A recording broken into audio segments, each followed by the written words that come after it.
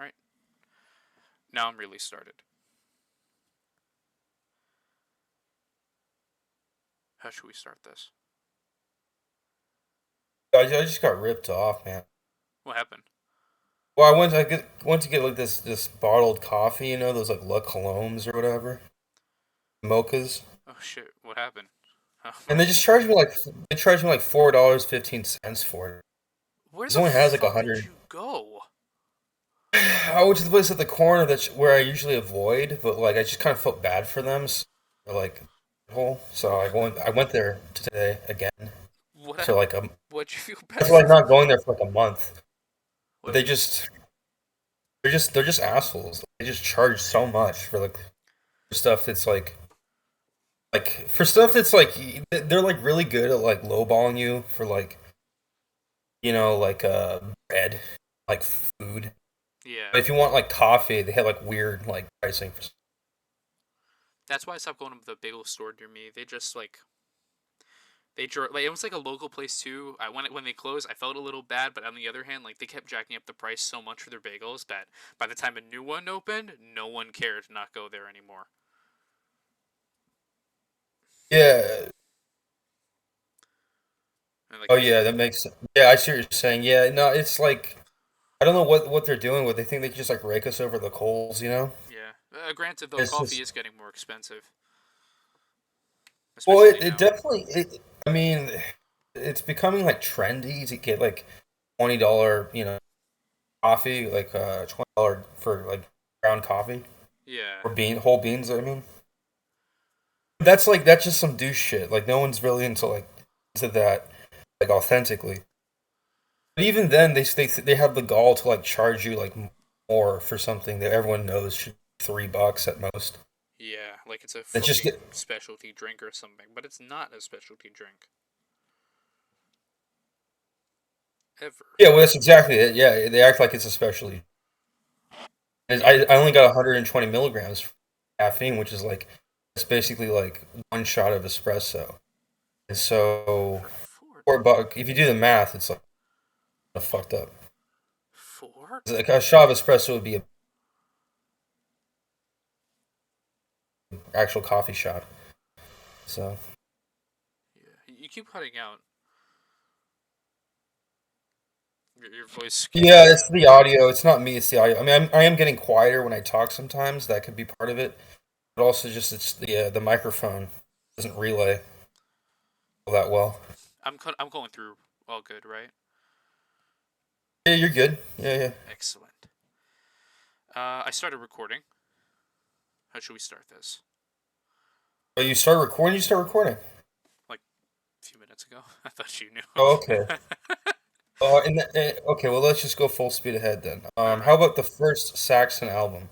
Okay, Self-titled. so yeah, let's start with the first Saxon album. Oh yeah, I should probably specify that at least on my screen I have a little section on the bottom that says cover albums don't count. I don't I know you I don't and it just has the two That's fine, inspirations. man. I mean, I think a lot of these albums aren't even cover albums. They're all Yeah, it's just studio. these two, the inspirations and more inspirations. I just left out because we're Oh, talking about funny. their own Okay. stuff at the moment, you know.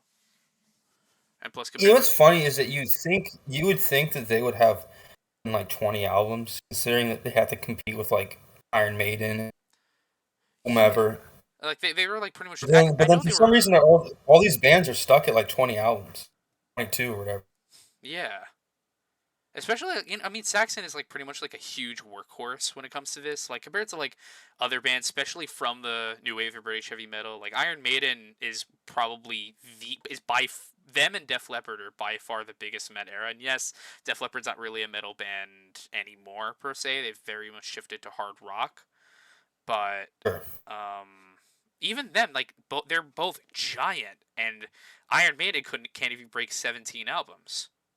Like It's 17 really is at weird. most, and Jutsu, You'd think it would be at like 30 by now. Just one of them yeah. would. None of them are. Even like some of like the smaller ones that were very active in a period of time, like they just don't record very often. Like Praying Mantis was huge in the 90s in Japan specifically, and absolutely nowhere else. But they recorded like 7 albums like 12 or 13 years. But then before that and after that, they were pretty much 1 to 2 albums a decade, maybe. Uh, well, I mean, if they're if they just don't want to reinvent the wheel for themselves, I guess it can't. Yeah. But yeah, Okay, well, speaking of wheels, we're gonna get into Wheels of Steel pretty. yeah, pretty For soon. now, we have this giant sword bearer Yeah. whose name I don't know, and this is the debut album from '78, I believe. Yes, I believe 78. 78 '78, or right? That was when 79. they started. I don't know. I don't remember exactly which, whether it's 78 or 79. But yeah, it's self titled. And before we get into the music, I just want to say that this is probably '79. one of my favorite album covers of Saxon's discography. It just has so Oh yeah, much. well, I like all. Honestly, this is one of the best album cover bands. Yeah, like even though the album I covers do are a think, little I do off. think, I do think the self-titled one is one of the most like dungeon scrolling kind of classic, like fantasy looking ones. Yeah, It had probably maybe the most iconic for Saxon, and it does look like the artist. They had an established artist in fame, yeah. and they had an artist actually do the album cover. Whereas the other ones, you don't know who really did the album cover. It's just been some graphic designer. But with this one, at least they got someone to paint it. Yeah, and it's not So just like a definitely, logo or something, and not just a logo or the title. it's not like an emblem. Yeah, it's actually like a person Yeah. who was painted. Um, How do you feel so about this one? let me think of let me look up the track list. I think this one's a pretty good one. It's not my favorite album, but it's got some pretty good tracks. I would rate it like somewhere with A or B. I'm not like I would. It's not like my Desert Island Saxon album, but it's a respectable one that I wouldn't like throw at the bottom of the heap. Um, so I Honestly, would maybe give it a B plus or an A minus. I think this album's pretty good. I don't think this is like the greatest Saxon album. I think that has a lot going for it. They have a lot of you can very much see their roots, but also some of their inspirations. Get it, Saxon inspirations. Yeah, I mean, they have Rainbow Theme, Frozen Rainbow, Stallions of the Highway. Yeah, Stallions of Yeah, the Highway is probably my favorite off the album. I think. it's a respectable album. It's just not. I mean, Saxon's a very consistent band, and this is one of their more. This is an album that reflects their consistency. Yeah, But I don't think this is like an album that everyone's pick. I But because agree. it's the first album they ever made, I have to give it some acknowledgement. I think it's like a B I plus. agree. I think it is also a B, and I just think like the reason why is like this is I to me this is a solid album, but I think it just it falls towards the lower end by default. Like not because of this album, but because of the other albums. Many of the other albums. It's not at the very bottom, definitely not. But I have an easy pick for Right. that, and we'll get to that when we get to it. But I think it's a solid album overall, and I agree with you on B tier. Right. All right. Up next is one of the albums that we all know, Mm-hmm. and if you know Saxon, you know this album, Wheels of Steel. This is not this is, I don't this is probably one of my favorites. I mean, this is I think everyone likes the Wheels of Steel title track. Oh yeah, that one. Um, it's kind of a raucous album. Very like sort of got good rhythm in certain tracks. Yeah. Where would you rank it tentatively? So definitely higher than Saxon, I'll say. I really like Wheels of Steel a lot.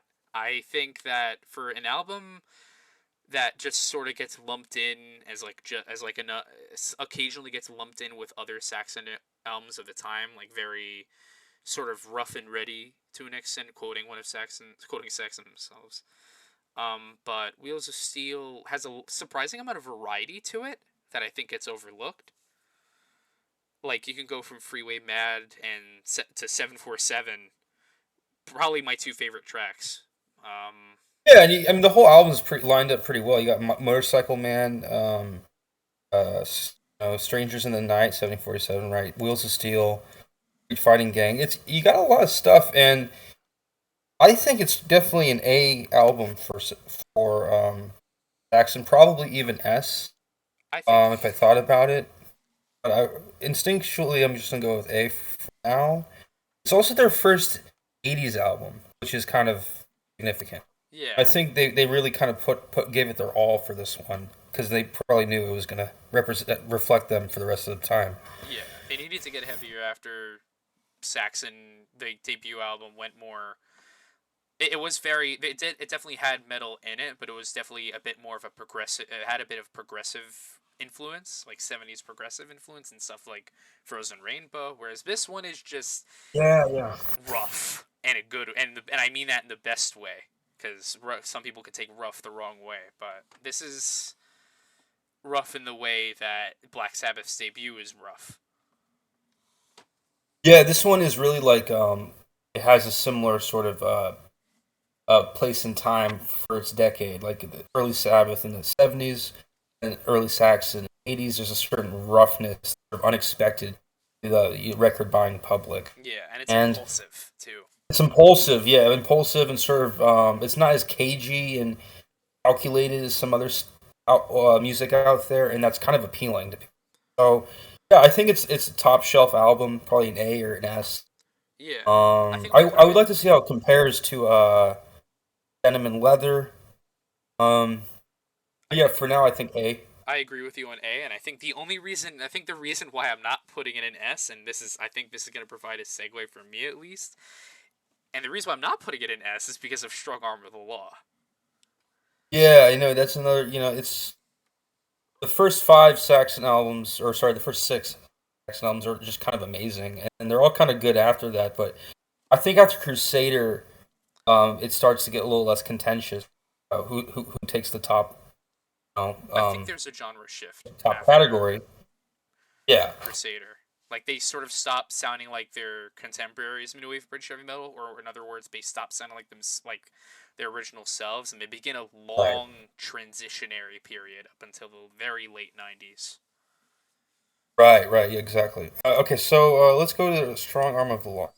Uh, in my opinion, this is recorded and released. I'm not sure if it was recorded the same year as Wheels of Steel, but it was released the same year as Wheels of Steel. 1980.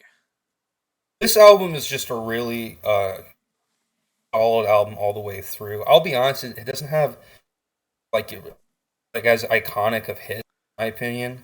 But every song is pretty damn good. It's got a lot of energy. It's driving music.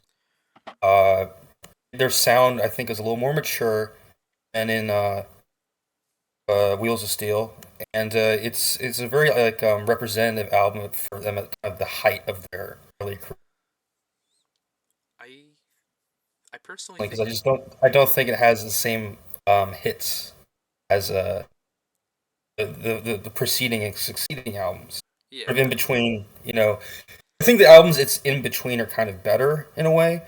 The production on this one's really good, I think, if I'm not mistaken, but I don't think it has the same sort of cachet that Denim and Leather and Wheels of Steel have. It's actually funny that you say that because I kind of skew the other way with this album. I think that Strong Arm of the Law takes everything that was done on Wheels of Steel, take that album and further it. Like I feel like the heavy songs are heavier, the faster songs are faster, the more melodic moments are more effectively melodic. Um, I just don't know if it's as catchy, but I do think yeah, that it has the instrumentation more sophisticated.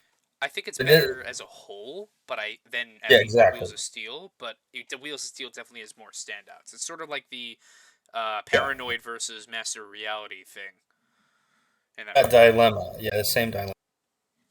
So what do you think, A or S? I think I'm gonna put it in A, even though my heart says S, but I feel like it because it is in that conundrum, and I know I just compared it to Master Reality, which is weird. I put that like straight in S right away, I but mean, it's got Heavy Metal Thunder, Dallas at 1 p.m., Strong Arm of the Law. It's twenty got a thousand lot of feet.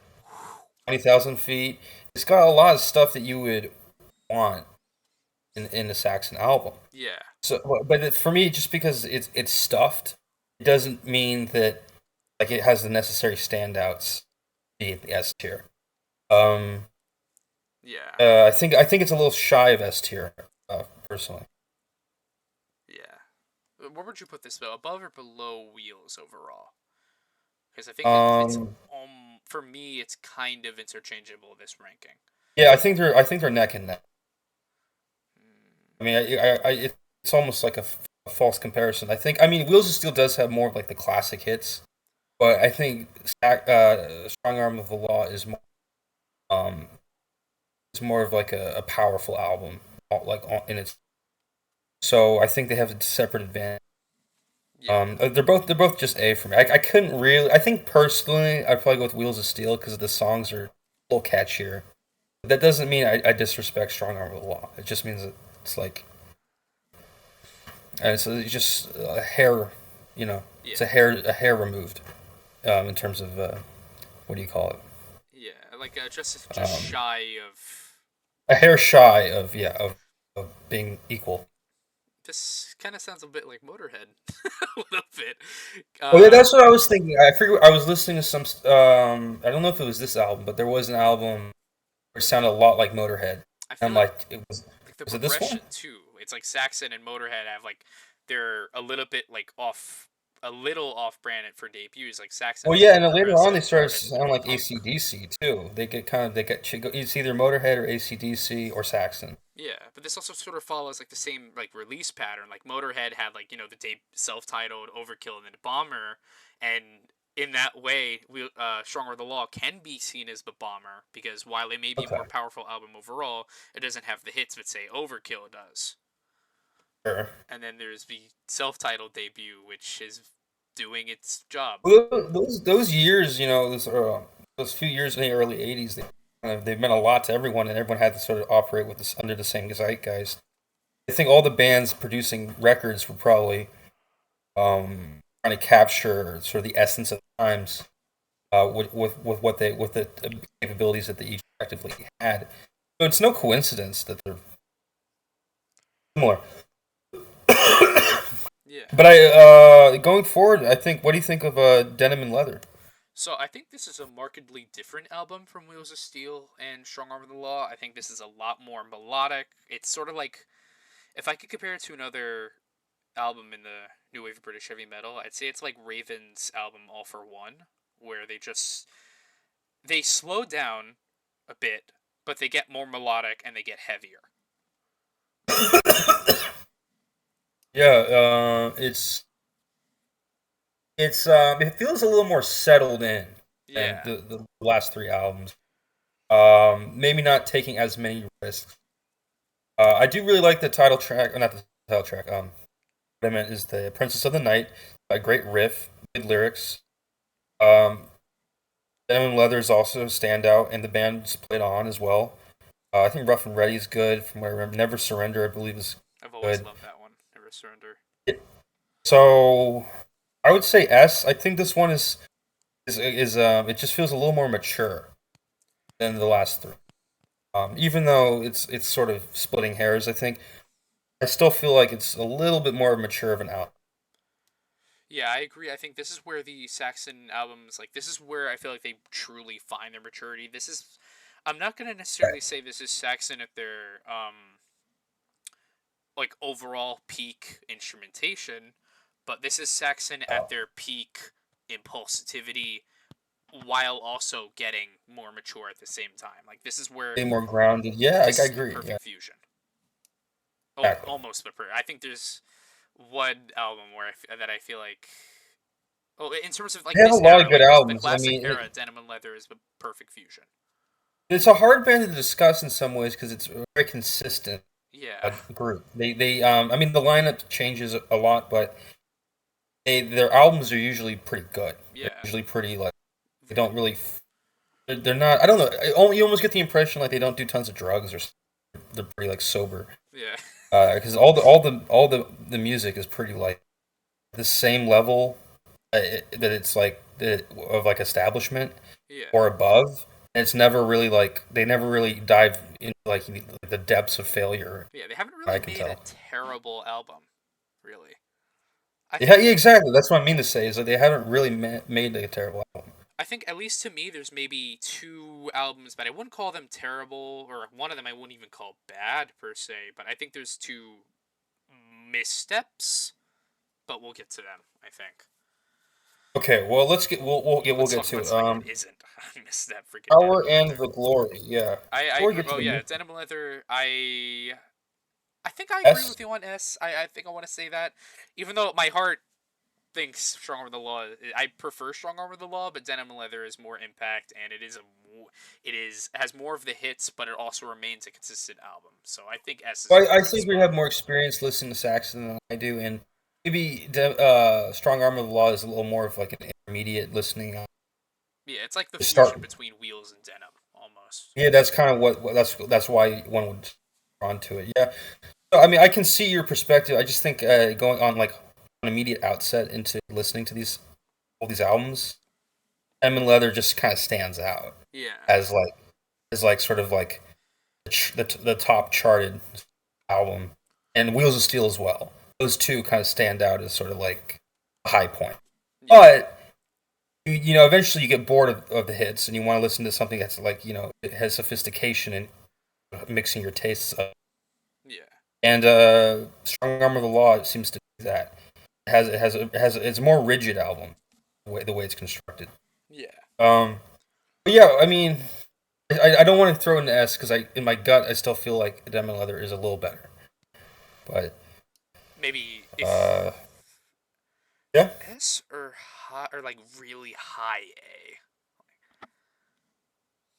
we can put in S. I mean, if you want, yeah, why not? I'll Yeah, put it in S. we can look over the rankings again at the end also. Yeah, we'll review it. We'll keep it an A for now and then review it. Yeah. Up next is Power and the Glory.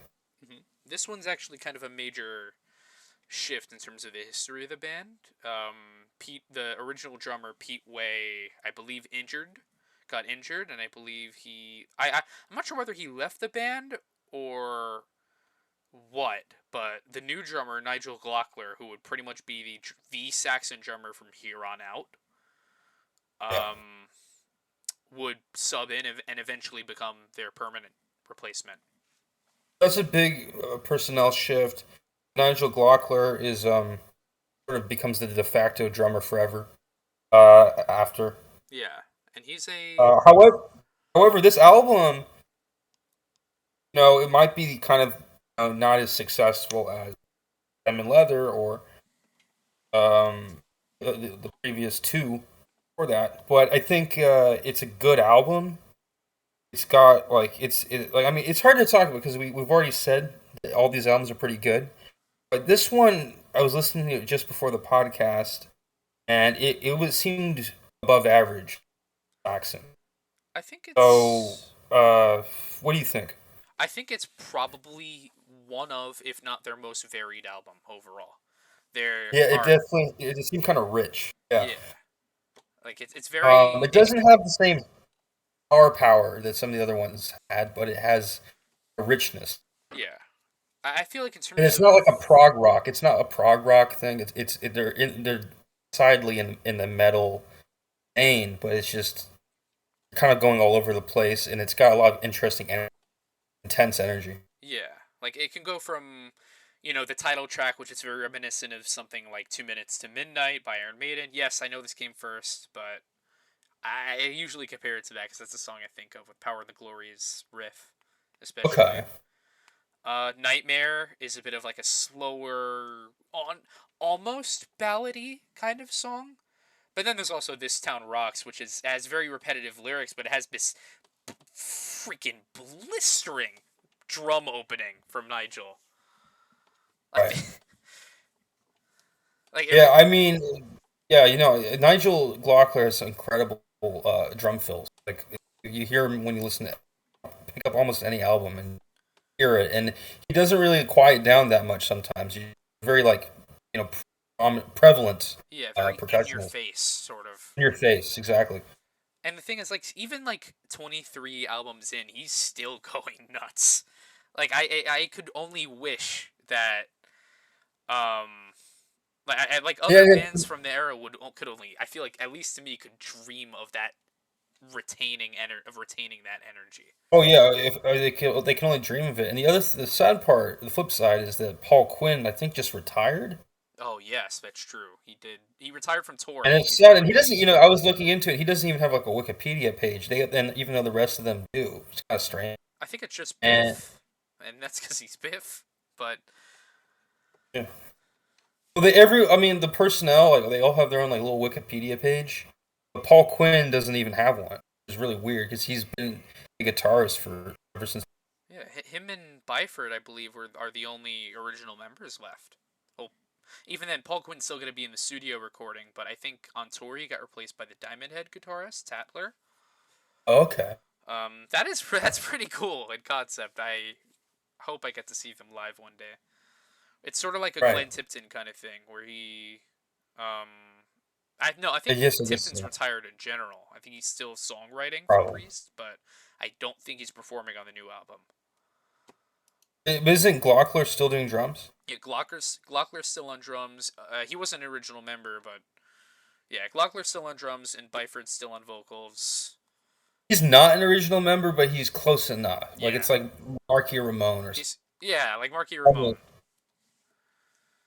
All right. Well, this album, I view it favorably. I'd pick this album out. I was really getting into it earlier, so I give it a B. Uh, Maybe an A, but probably a B. I think I'm gonna go with a low A. Okay, I'll move it to A. Why not? It's not as good, I think, as Wheel Steel, Strong Arm, Denim, just because I feel like there are a few tracks that don't really quite work for me all the way, like Midas It's a Touch. low A, but it gets in there because of what you said, variety. Yeah, and the variety, like, it is fruitful. Like, it's not just variety for variety's sake. No, it's not like Tusk by Fleetwood Mac or Quadrophenia or something. Yeah, or It's like Chameleon it's by not just Halloween. filler. Whatever What? or like Chameleon by Halloween, whatever the hell that album was. Oh gosh, yeah. I mean, yeah. Well, that's even. I don't know. Is that was that like power metal? What is that The exactly? band's power metal, but the album itself is more. I can't even classify it as a genre. It jumps from like power metal to 60s rock to acoustic ballad to Christian metal Oh gosh. to right back to acoustic ballad and 50s rock, like rock and roll type. And I have it defies genre. That was a little eccentric. It's a little over eccentric, I think. And it's good to have Yeah. eccentricity. I like eccentric. I like myself an eccentric album. Never Say Die is like that to me, but It's good when it's funny. When there's no humor to it, it gets a little creepy. yeah. I guess what you're saying is it's a little bit of a creepy album. Album it's just a bit like over long too, and like Halloween already had a sense of humor.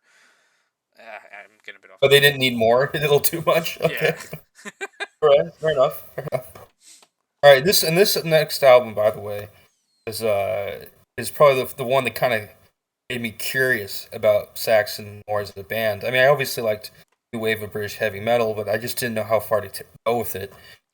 So when I heard about this album, like, okay, this, and I learned that it's kind of like a mid '80s album. I think what was it, '85, 84 this was. '84? Okay, yeah, This yeah. yeah. Well, when I learned that it was like a later on album, I was like, okay, these guys are up to shit. The fact that they would even make an album like, and so I got into the band because of that.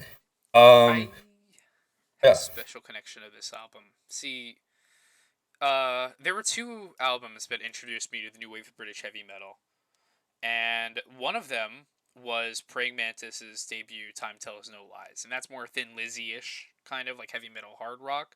I They're a Japanese band. Was that? oh no, they're English. Oh, they're English. Yeah, Okay, they were just big in Japan for some reason in the '90s. okay, that's right. But they're English. Okay, But that album is a very like criminally underrated gem. But this is the other one, Saxon's Crusader. Right before I got into Iron Maiden, I really liked Saxon, specifically this album. And Crusade. I will recognize that like this album as a whole is not perfect. But this, No. I think this first side, like like the whole first side of this album, is Yeah. nearly untouchable. Yeah, it's a lopsided album, but it's a charming one. So Yeah, you kind of get um a bipolar experience. very Uh, bipolar. That's a good way to put it. yeah, I'll give it a B plus. Yeah, I don't know. I'll give it. I think it's worth as much as the debut. this is what tears me. I feel like about Crusader because like I feel like they're like the title track. We don't even need to say stuff about the title track. It's Crusader, but like a little bit what you fancy, Sailing to America, the cover, the sweet cover, Set Me Free. Like it's like I feel like that's a nearly perfect side. I think.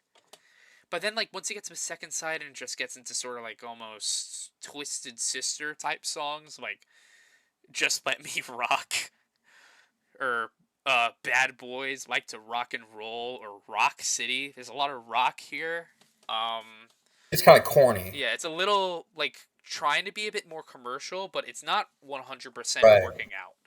And like if Right. it were purely based off the first side, like this would easily be my favorite Saxon album, but I going back to it, it really kind of pains me to agree with you to put it in high B because I love that first side so much, and Well, then the you know what second it side is just the theme changes from like sort of European kind of exploration and promotion to a theme of like sort of like America, like sort of I don't know. it's a little It looks pandering. like backyard American sort of thing. It doesn't really thematically isn't very consistent. Yeah, that's a shame too Uh, because it was working so well. I love the title track and Sailing to America so I much. think the kind of people that would listen to a song about sailing to America or the Crusaders, they want an album that just does that and doesn't deviate. Once it gets into this sort of backyard, like Detroit Rock City sort of attempt, Yeah, I'm not here for Kiss. I'm here for Saxon, and yeah, especially it like starts to feel like a history joke. Saxon. Yeah, I mean, I think they were really smart to tackle the lore of like the history, but then they just sort of betray that, and that's kind of betrays the fan base.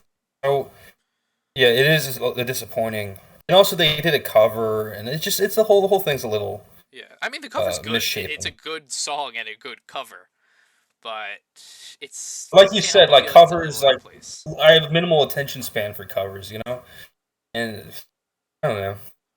Yeah, just covers aren't quite 100% Saxon speed. And I also do want to say Yeah, that I have this and Strong Arm of the Law and a few other albums on vinyl. yeah. I've And been meaning to pick one up. I actually got one. I just got my first Saxon album which one? fall or the spring. I mean, which one is which? I forget the month, the seasons. I had a concussion. Oh I yeah. forget which seasons are which all of a sudden. Like I never used to forget this. Now I don't know the difference between spring and fall anymore. You're welcome. But fall, yeah, was the fall. I went to Manchester in England. I bought an album. I think wasn't Crusader. Yeah, I wish it were. It was the one of the earlier ones. I'm in love. Wheels of Steel. Um, Actually, fuck. It was high. Strong Arm of the Law. Hello? hello. Yeah, I bought Strong Arm of the Law at this little Harry Potter record store, and that was the first Saxon album on vinyl. That's a good first But choice. That's also one I have on vinyl. so Um, you have Crusader and Strong Arm of the Law. yeah, Crusader, Strong Arm of the Law, and I have three others. Three others. Okay, pretty good. I've been meaning, and there's also one that's been on my like list for a really long time, but it just runs extremely expensive and has not been reissued in vinyl since it came out. But we'll get to that one when we get to it. Okay, up next we have Innocence, No Is Excuse. no excuse. Now this album Hmm. is has a sensual album cover. It reminds me a lot of the UFO album Force It. But it also reminds me of their other albums that don't have a suggestive album cover, but they just have funny names. Sort of like they have one, like Obsession. Yeah. And they just have these names that are sort of suggestive, even if the covers aren't. It really reminds me of the Force It album, and which is I'm wondering if they're sort of listening to UFO at this time, or I can't really. I was listening to this album either I think yesterday and re-listening to it yesterday, and it's a fucking good album. I mean, it's uh, I think. I don't like I it's not as different. It looks like it's gonna be like a way different album, by the look of the cover, but it's still pretty much Saxon. Like it still has a similar sound. Yeah. It just that part was a little disappointing. I kind of wanted it to be like do some Jethro Tull kind of where they just go off in some weird direction for no reason as like a concept album. But no, it was still like, kind of mainline Saxon. I feel like to me this is an album where the band sees themselves in a transition because Yeah. in context of the history, after Crusader, Saxon left Career and were picked up by EMI, which is you know Oh, man. Okay, that makes a lot. and how EMI is in the 80s. If you were picked up by EMI, it meant two things. A, they were going to give you a big budget, and B, your original fan base was probably going to call you a sellout. It happened to Raven, I think. No, that was Atlantic, I think. Yeah, I don't associate EMI with like, integrity as metal is concerned. But some might. Halloween. They're responsible for Halloween's Chameleon. Okay. So take that as you will. But I feel like this album, like you could definitely hear the budget. But on the other hand, I actually feel like the budget contrasts with the songwriting and the songs themselves. Like if these were given a say Crusaders production, which is like it is a bit definitely more polished, but not necessarily nothing but polish. It still has some roughness to it. But I think this just has a bit too much polish for the songwriting. And I think that comes from the Yeah, yeah. drums I mean, I specifically. it's kind of fey. It's like you said with EMI, they're leaning in this sort of commercial, sort of light direction, and it really is. It doesn't serve them all that well. However, you do the fruit of it is you get this kind of Fruit, new good. approach to a Saxon rap, but it's not extremely different enough that it throws off the fan. Yeah. I just feel like to me like it's a really good album I think, but it's just a bit of a bit much of a mishmash. I think it's good. I don't know if I could put it higher than Crusader. Broken Heroes is great. I mean, yeah, Yeah, I would say it's like a I think I'm with you B on minus minus, maybe a C plus. I think I'm with you on B minus because I think like the production. I think the production kind of skews it, and there are a few songs that are a bit off, but you can kind of tell Saxon's not writing for this production style, but the songs are still great. Broken Heroes and Give It Everything You Got are probably two of my favorites off this album. I think I would love for that. I would love to see Broken Heroes live, especially Sounds like you now. like the side two for Innocence is No Excuse, and then Crusader you like side one. So you would kind of combine the two. Yes, definitely. If I could do that and give it Crusaders production, easy Okay. S, like easiest S of my freaking life. I swear to God. Um. Yeah. Okay, one of the easiest S's of my life. But Easiest S. All right. Anyway, up next. Rock the Nations. This one's kind of fun. This one is this is what they wanted to do with the B side. Is they wanted to do like a pan human kind of like backyard kind of Fourth of July anthem. Um, This album is this is and a they strange little creature. This album. it's a weird looking album, but some of the tracks are pretty fun. Um, yeah, I don't know. It's not like the super dose of Saxon, but it's still pretty. It's charming. I don't quite know what it is about this album. I always was just kind of underwhelmed by this one. I feel like there are a few really good tracks. I like Battle Cry a lot, and there's a really funny track, Party Till You Puke, with Elton John on piano. Um, with Sir Elton John himself on piano, and I think that there are times Really? where it really feels like the band is having fun, but at this point, their bassist Steve Dawson was gone. He wasn't involved in the songwriting process, so Biff Byford had to play bass on this album. Um, Weird, man. it, It's so weird. it feels a bit like it, it's something about this album. Like it is trying to go back to sort of Crusader, like specifically the title track, and be a bit more anthemic as a whole. I just don't think it goes all the way with that. Like it just can't really find a way to compromise, despite trying to be the compromise. At least sound wise. Yeah, I mean, it's weird because they're riding on their laurels still with the earlier albums, and it's going in a direction that is sort of trying to like hook back into the same as like Wheels of Steel. But you can tell they're trying to kind of recapitulate Wheels of Steel, but it just doesn't really end up there. Like it ends up being this Fourth of July looking thing. Like Yeah, it like does. backyard barbecue. Yeah, like a romp or something where it's Yeah, like for like holiday party. It gets a little staid. it's Um, a little much.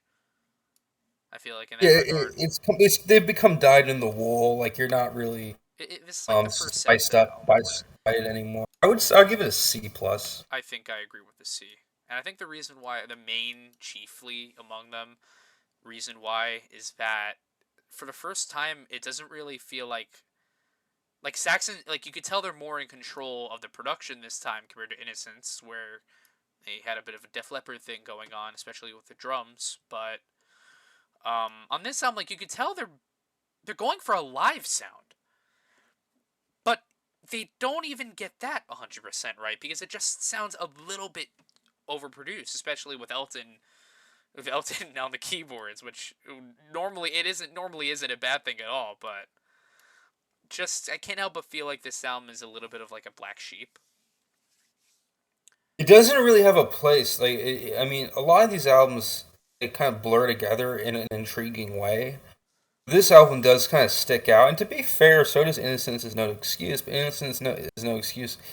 It has like kind of like a little sensual message. This sort of Garden of Eden apple that she's eating. Whereas on this one, you can tell it's like they are trying to be Saxon yet again, but they're not really over the fact that they shifted management and they're sort of like they haven't really restructured very well. Yeah, So let's go to the next one, and this is the first one where they have their like real logo. yeah, and Um, this is the last one with EMI. oh, okay, I Also, didn't realize that they left. Okay, this is um, Destiny is the last one with EMI, Destiny.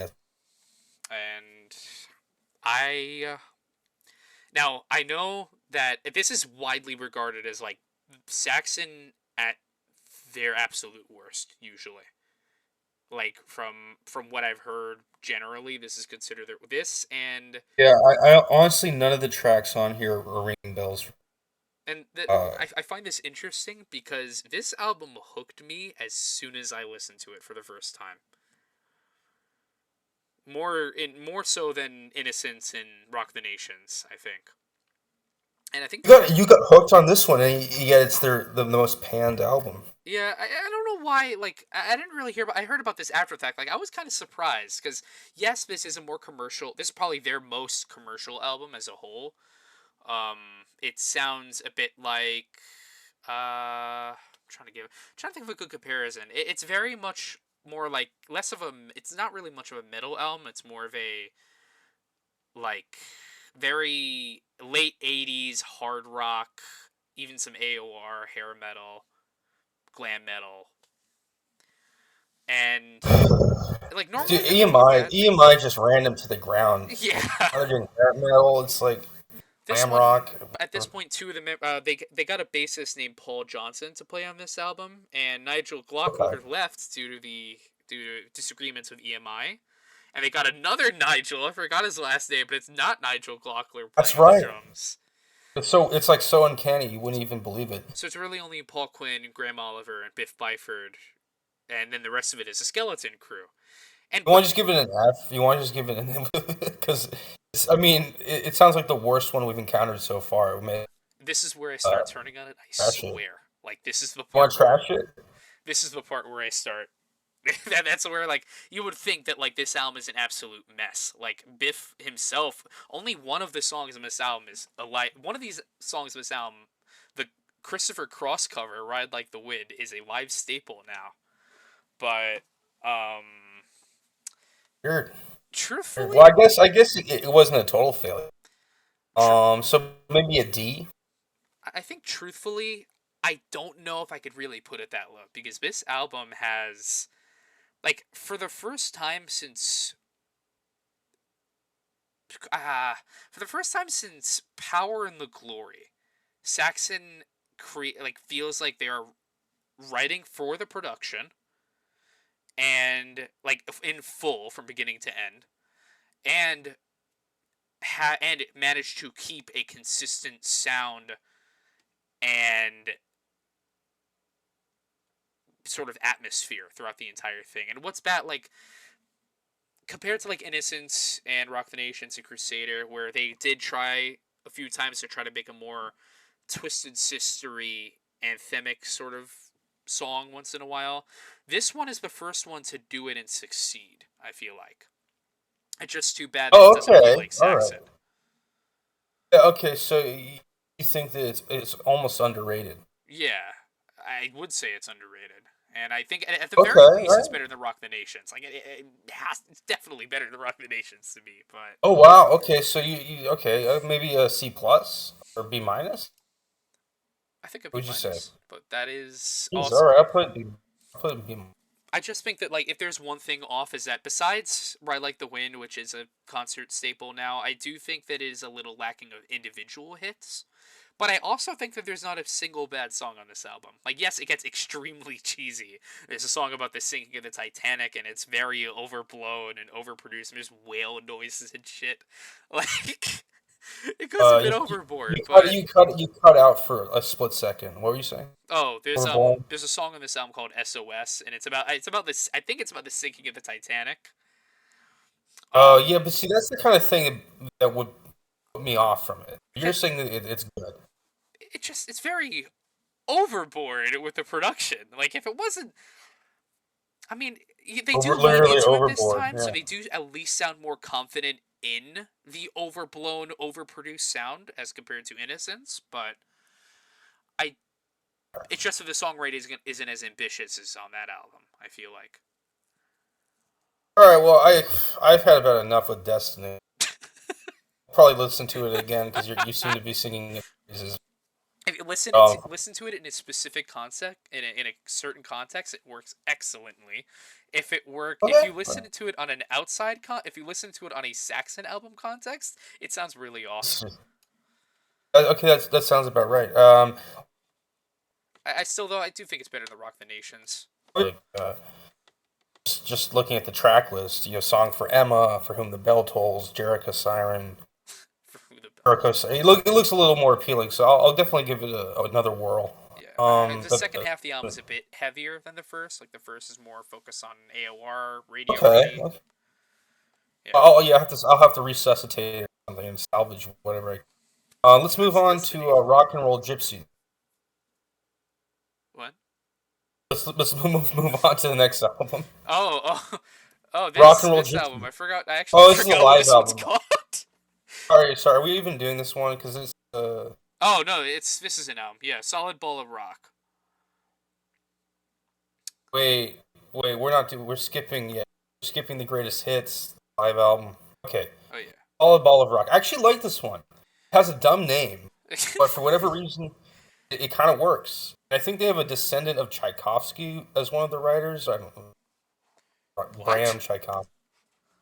Yeah, someone named Bram Tchaikovsky. Anyway, Check. pretentious. But this is kind of an okay album. Like I was listening it to today, and I was like, I didn't listen to every track, but I was like, this is a stupid name, but it's a kind of a fun album. I think this is on the same level Energetic. of kind of music as Destiny. It kind of feels like a Destiny 2 in aspects. Okay. Makes sense. Fine. It's a little darker, I think. It has a bit of a dungeon feel to it occasionally with the production. That's a good thing, and we're bringing it back a little bit, at least back to the center. It has a bit of a bluesy feel to it too, and I love myself blues. I love myself some blues metal, so blues rock and blues metal. So this is. I didn't used to like this album very much. It's weird because I loved Destiny when I first heard it, but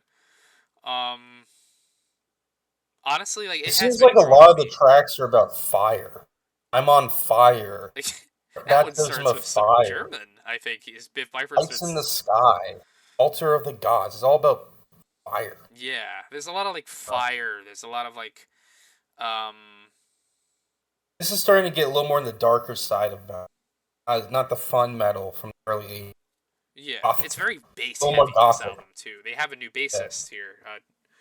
The current Oh, bassist, that's Nibs right. Okay, Carter. yeah.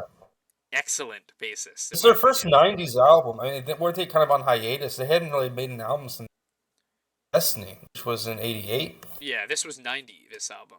I think 90 or 91. At this point they had left EMI. At this point I don't even know what labels they're a part of from here on out. So yeah, but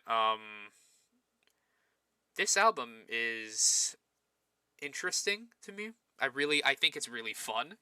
It's kind of stupid, but it's fun. It's the It's a same. really it's a pivotal album because it's the end of sort of the glory age of Saxon, beginning of like sort of modern age. I feel like the glory It's age kind of ended when, like in total, I feel like around Rock the Nations when Steve Dawson left.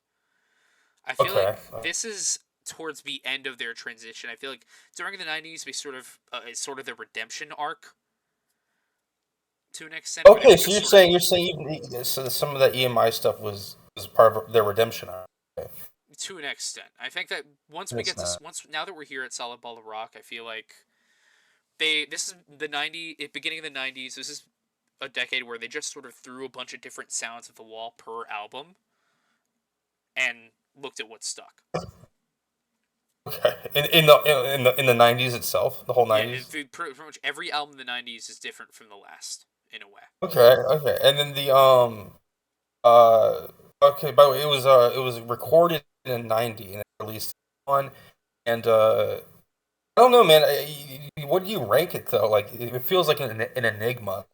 Really give it a clear ranking. I An feel like unusual. I would put it in the same realm as Destiny. I think. B minus. Yeah. Don't know All which one I right. I like mean, more. it's definitely catchy. Like we were talking about the Sabbath in the last podcast, and it was like a lot of the albums that I expected to wouldn't like. You were like, "Oh no, it's still pretty good." I'm like, oh, "Okay." Right, so Maybe I'm a sometimes, little. like It does sort of put sometimes, a like curse if this is such a consistent band, but I mean, yeah, it's a little. Well, we wouldn't be discussing it more. I feel like, but yeah, I do feel like sometimes the worst of the best really hard to sort of talk about because you want to trash it, but at the same time you want to praise it. So you yeah, kind of have to give it high praise at the end of the day, but while discussing it, you make it sound like it's the worst album ever. But then when by the time you actually have to rank it in the tiers, you're like, oh no, it is respectable. yeah. And I feel like So a lot that's of me with Destiny and Solid Ball of Rock. yeah, it's like it's easy to talk shit about, but then you actually have to kind of give it a good rank. Sort of weird. Yeah, it is. Uh, It's a bit off in that regard. it's like all any publicity is good publicity. Yeah. Okay, this next album I listened to more than Solid Ball of Rock, and I kind of liked it more. So What is it? Oh, Forever like it's Free. the A little Ever Free. interesting tidbit about this album. Okay. This album has an alternate album cover. Oh, The way it was released in the '90s. There's a specific version of the UK where they replace the Saxon, like whatever. I don't really know what this is. A bunch of animals on a thing. It looks a bit like a White Snake cover. The alternate cover is fucking Warhammer. Like the video game. weird, weird. Oh man, they're becoming like the Dungeons and Dragons. They're playing. Their audience has shifted a little. I'm gonna pull it Okay. up actually. Warhammer Saxon cover. Um, I'm looking at it right now. It's like a motorcycle. Yeah, it looks like a Warhammer stick figure. yeah, no, this is. The It was officially licensed. It oh was wow. distributed on Warhammer Records. This version of the album, Oh, I see. So they were. It was a collaboration. Okay. and this is just insane to me. I just love this. Uh, this It, is. it it does kind of make you want to do both. Like it actually works in my head. Like, oh yeah, like I'll get my Warhammer dolls and paint them, and then I'll play the video game or the card game or whatever was available at the time, the board game. I don't know much about the game. Yeah, no. Yeah, I still It I does, still need to get into this, but like it makes me want to get into it. That's the it thing. does. Yeah, it's inviting. Yeah. And what's weird is that I actually feel like the album sounds like both album covers. Either one can work. Okay. And Yeah. No. I actually thought that the original album cover was sort of like a Chinatown, like a Thin Lizzy, that is a bit sort of Thin Lizzy-ish to it, like the Johnny the Thin Boss Lizzy for kind of sure. cover. Yeah. However, looking at it now, it's actually supposed to be like American biker, like leather patch. Oh, Yeah, I was completely thrown off. Nevertheless, I did like the album. If I won't go so far as to call it a return to form. I do think it was kind of a tour de force I because it had a lot of like sort of um charming energy and sort of driven, um, despite being a later album, in an era that was not their best era. I Yeah, I think it's. I don't know. What do you think? Do you think it's better than Destiny and I think the this one I before? I think this is their return to form. Like their Okay, one okay. album return to not return to form actually. Maybe that's a weird word for it, but return to their original sound because this sounds a So lot maybe an A. more like say Denim and Leather than Okay. Solid Ball of Rock or Crusader even. Would you give it an A? Honestly, yes, I think. Yeah, Forever cool. Free is I think this might this fights for another album in the 90s, but this or another 90s Saxon album might be my favorite Saxon album in general. Dogs of War is also pretty good. I'm gonna get to that Dogs of War. I mean, I like listening it today. I don't know. Maybe you don't like it. That's How do you think it want to move to that compares? one? Yeah, let's go to it. Okay, so Dogs of War is a very this is my least favorite Saxon album. Oh, darn. Okay, well, I picked the Ah, wrong actually, yeah, one. yeah, it is. Alright, fair enough. Fair enough. I think Why is it so bad?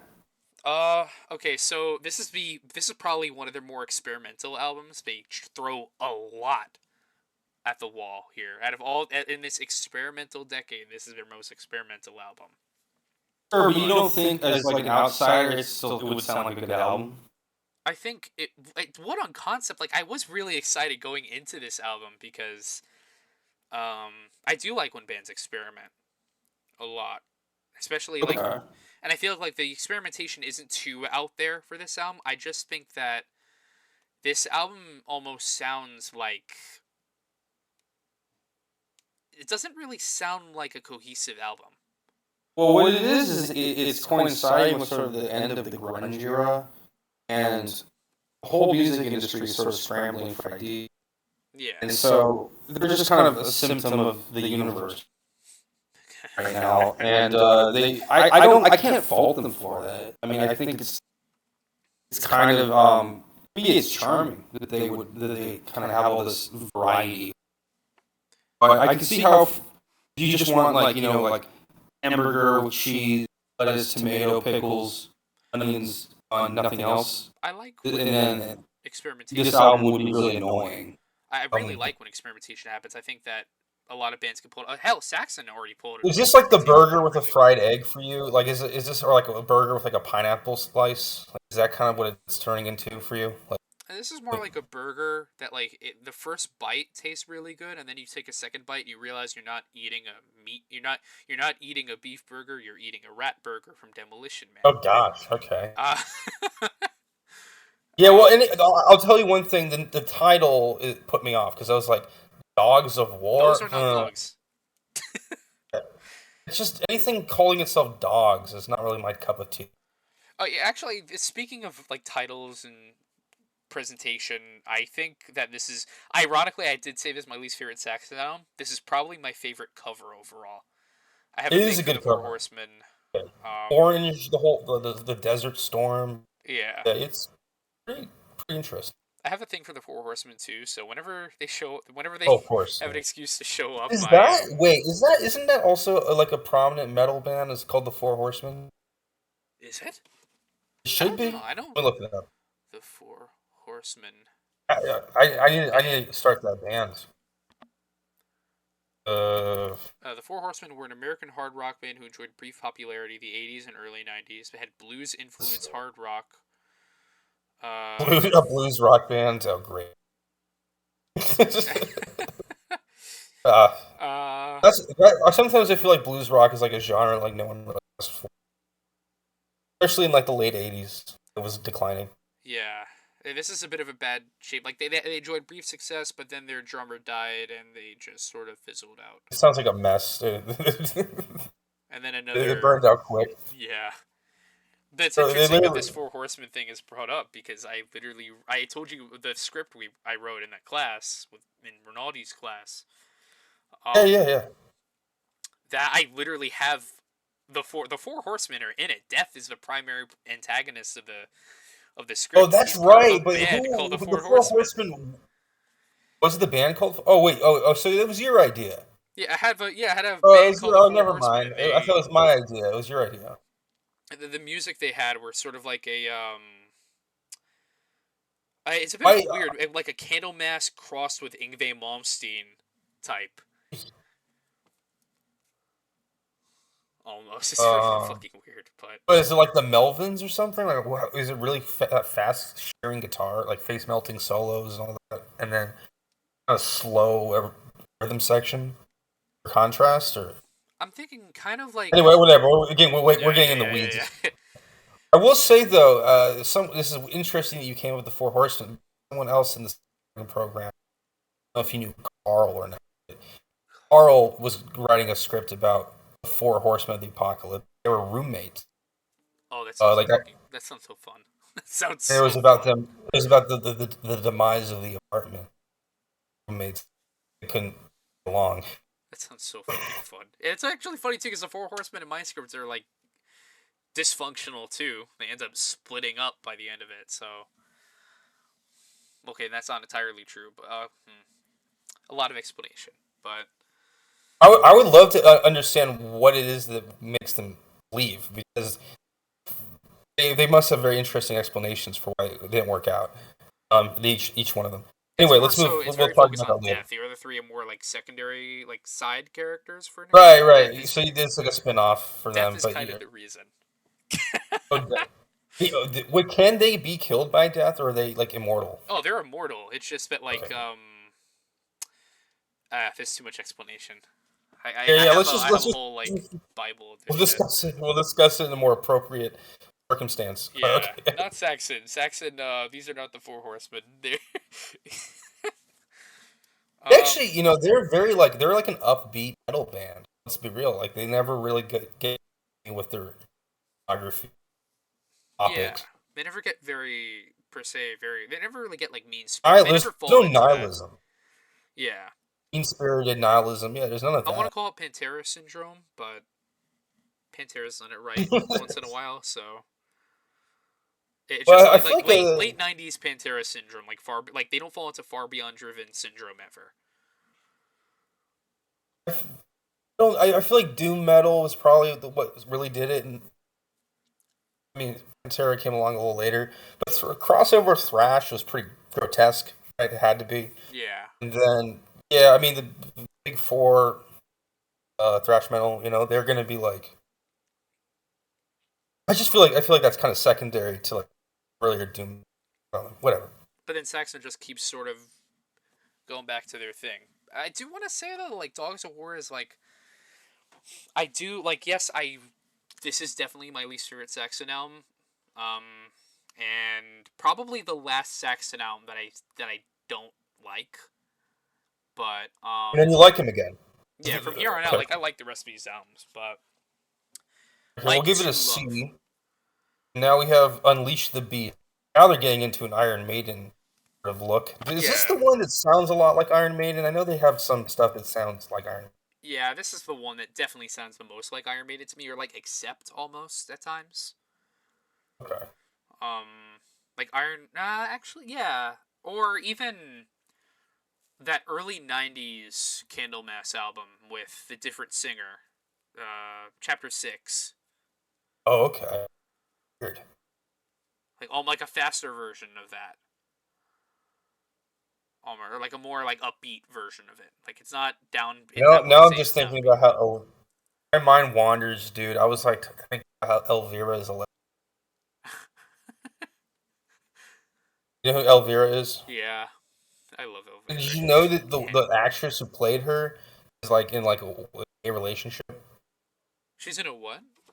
A gay relationship. Oh, really? Yeah. Yeah. Well, I mean, she's like really old now, but like, yeah, she is. It makes me depressed. What was the point of all those videos? You know, and like all the movie intro I back in always the felt day on like it TV. was really campy. Elvira, in a good way. I fucking love In a camp, good so way, and yeah, in a good way, and to find out that she's just sort of like it's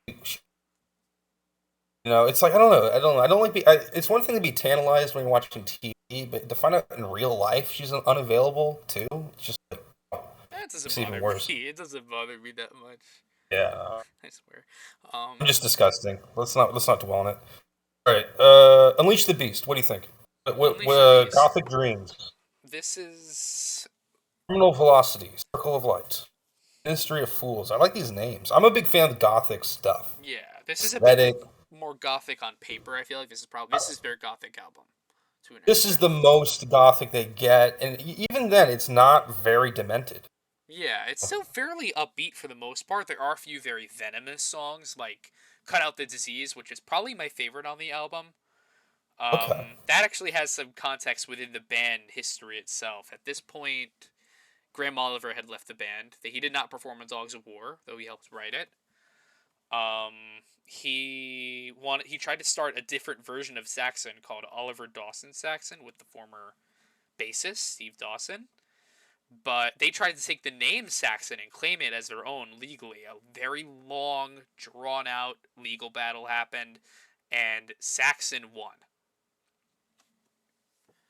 But this is sort of like a very sort of dark period in their history because no one even knew if they were allowed to Wait, this exist. album kickstarted the legal battle? No, this album was sort of recorded while during the battle itself. There is a bit of a. Okay, okay. I think I will Gotta say say, like this is probably my favorite album cover. I'm a big fan of Gargoyles. this is definitely Oh, one of my favorites for sure. This and Dogs of War cover wise, just ooh, I love the colors and the. It really just oozes gothic, and I love when that happens. 97 too. I guess that was a year when people were starting to get more nostalgic for the last 10 years, like with her and with Sisters of Mercy. And the Misfits probably had their release, like, their comeback. Yeah, the Then also, Michelle and Graves also, albums. yeah, exactly, the Michael Famous Graves stuff. Monsters is a personal favorite Famous, of mine. that's exactly. And Famous Monsters, so it was coinciding with this, and it was appropriately marketed for sure. I just don't Yeah, know how successful it was. I mean, I think what's I like it, interesting. but it doesn't look like it topped many charts. It only topped the German. Yeah, Uh, that's the thing about German because this album was pretty big in Germany and kind of it not a huge, well, not like a giant success. okay. Saxon ended up headlining Wacken. Oh, really? Yeah, In this year? Oh, wow. Okay, yeah. okay. This album kind of put them back on the map in terms of like live metal. Like this is, I'm not gonna say this Yeah. is the end of like their experimentation. They wouldn't really find their new sound until the next album, but this is their return to relevance, I'd say. Paul R. Gregory did the art, and Yes, he did the art for Crusader.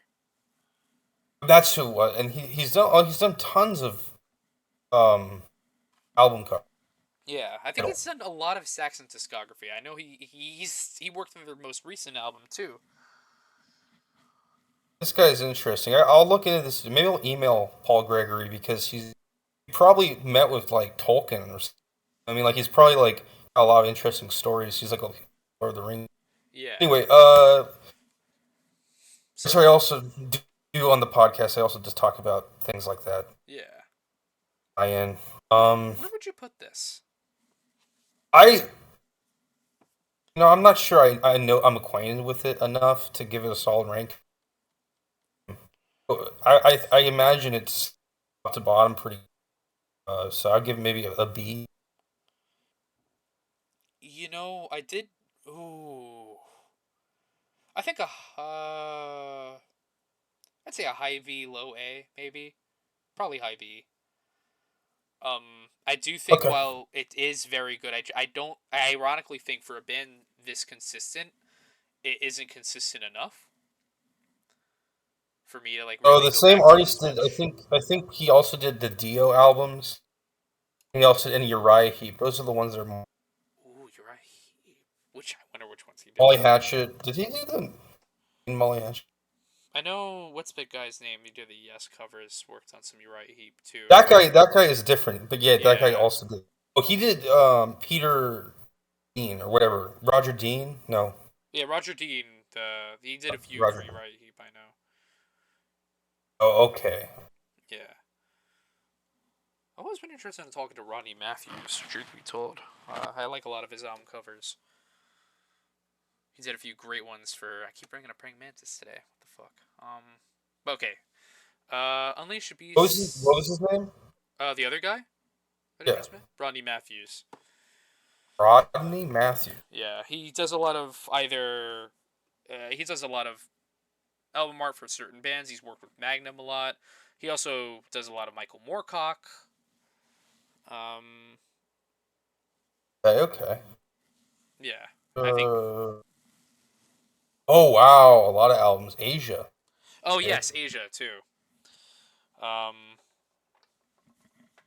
my mic didn't go out right. Oh, this one, his artwork's kind of trippy. Yeah, Praying Mantis he's also worked on a lot. Hell, one of his album covers for Praying Mantis is my background on my other computer. Damn, really?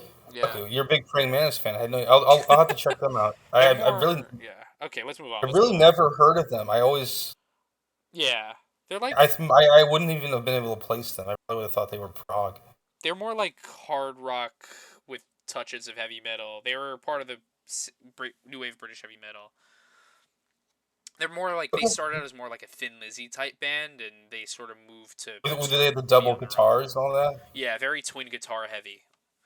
They still Okay. are nowadays. Like their most recent album wasn't that great. It was kind of butt rock, but uh, they otherwise they're very consistent Yeah, another discography. band that's kind of like that. That's sort of like hit or miss is Wishbone Ash. You know them? Oh yes, you sent me the clip, the live clip. No, yeah, Oh, the that's old right. I did live send clip. you that the Warriors one. Yeah, that's funny. The Warrior. Anyway, okay, let's move on. Okay, Metalhead. Interesting Metalhead, name. right? This one's good. This one's also a B. I'm just gonna say it because Metalhead is a good one. 1999. It's a little, on the nose with its name. But Yeah, I think it's a little on the nose, which is funny because I don't actually think there's any songs about. The title track is about fucking aliens, which okay, um, but this is my other favorite. okay, this one also looks like it's gonna do a made Yeah, this looks East the maiden-y door. for sure. Not, it doesn't But is quite it? Would sound. you really? Yeah, I don't remember it sounding especially. Yeah, it's not very maiden-y sounding wise. I'd actually say that, like this is where they start delving into they start like experimenting with power metal slowly. They Okay. slowly start experimenting a bit with power metal.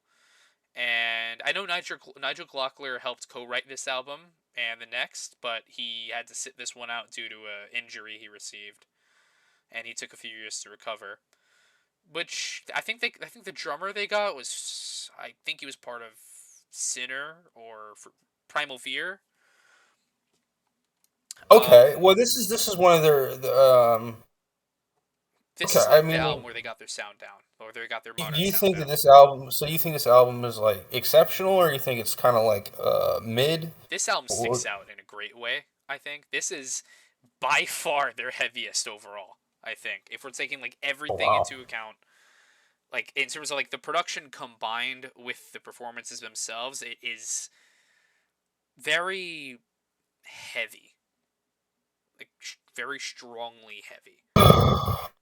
A lot of it's very mid I tempo. kind of avoided listening to it because of its. Oh, I yeah, was the gonna like name's a bit cheesy. It is a little off-putting, I'll say. But this album surprised me. good. Okay, I'll re-listen to it. And I think it's an uh A for sure. okay, I'll put in it. I mean, yeah, why not? It's got some good names. Or Sea of Life, Song of Evil, Yeah, my favorite. I All think if Guns. anything, Piss Off is a Piss little Off. I was gonna cheesy. say, yeah, Piss But Off. it's fun. It's a fun one though. My favorite on there is probably Conquistador, which he mispronounces in the song, which is hilarious. Weird. There's Uh, that one song called Conquista. I think it's like almost like a Simon and Garfunkel. There's a song called Conquistador that's really famous. I don't know which one. I think it's Oh, Procol Harum. That's who it is. Procol yeah. Harum. Okay. Oh, and I think All right. I'll actually listen. before we move on to the next album and we enter the 2000s, I think I don't. It's kind of funny that we haven't talked about this too much. Biff Byford What about him? as a vocalist, because I think that at first I thought he was a bit of an acquired taste. I feel like he sort of had at first, but I feel like over time, like he is a really great vocalist. I think, and I think this band would not be the same without him. And I actually think weirdly enough, he has a sort of backwards effect where his vocals I think get better as he gets older. Funny. Very odd.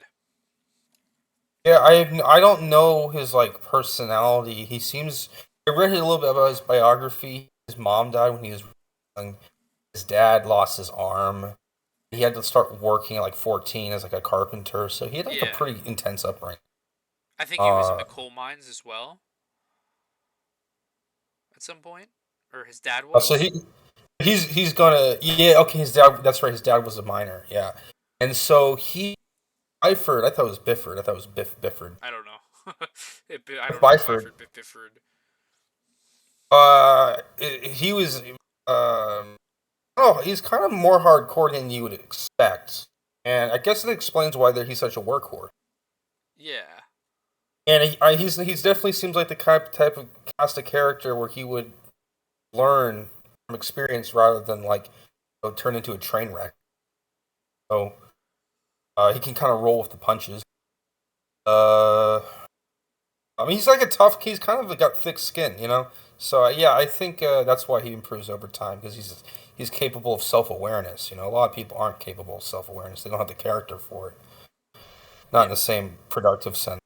Um, As opposed to like you you know, know we all know people like that, right? People that just never figure it out. yeah. Um, Five Finger Death Punch. Yngwie Malmsteen. oh yeah, or even Yngwie. I mean, Oh. even less subtle. Like you can be like Gun Kelly, right? Or Oh. was really Oh God. really direct with the punches. I mean, fuck, even Slipknot's kind of weird. You know, like anyway, let's Yeah. not get into it. All right. Saxon New Killing Millennium. Ground. The New Millennium. Uh, yes, the New Millennium. What I like about this album cover is that they have Redrick, whatever, from like one of the Saxon kings. From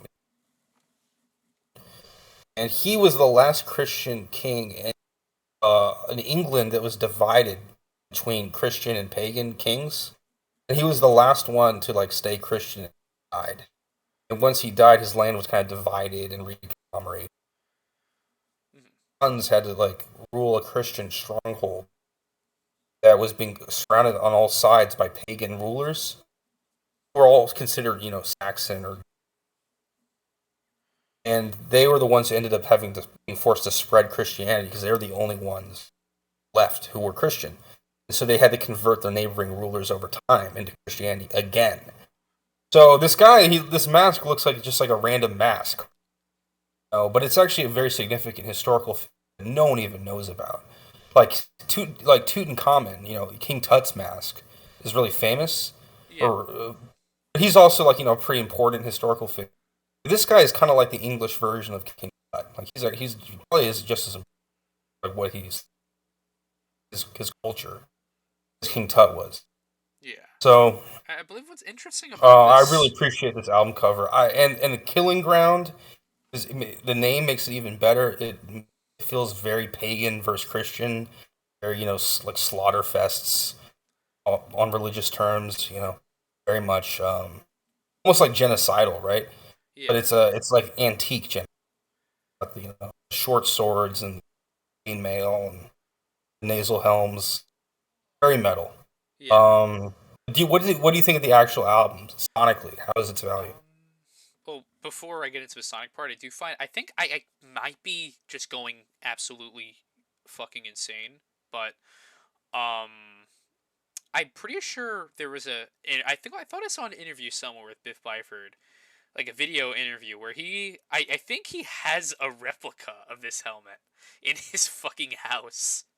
And I'm not sure if I just dreamt that up or something, but like if it's true, that's awesome. That is awesome. I wouldn't even expect it. I guess if he knows the history, he makes sense. Yeah. I mean, Musically though, I I would don't get think that. this album connects to the cover very much.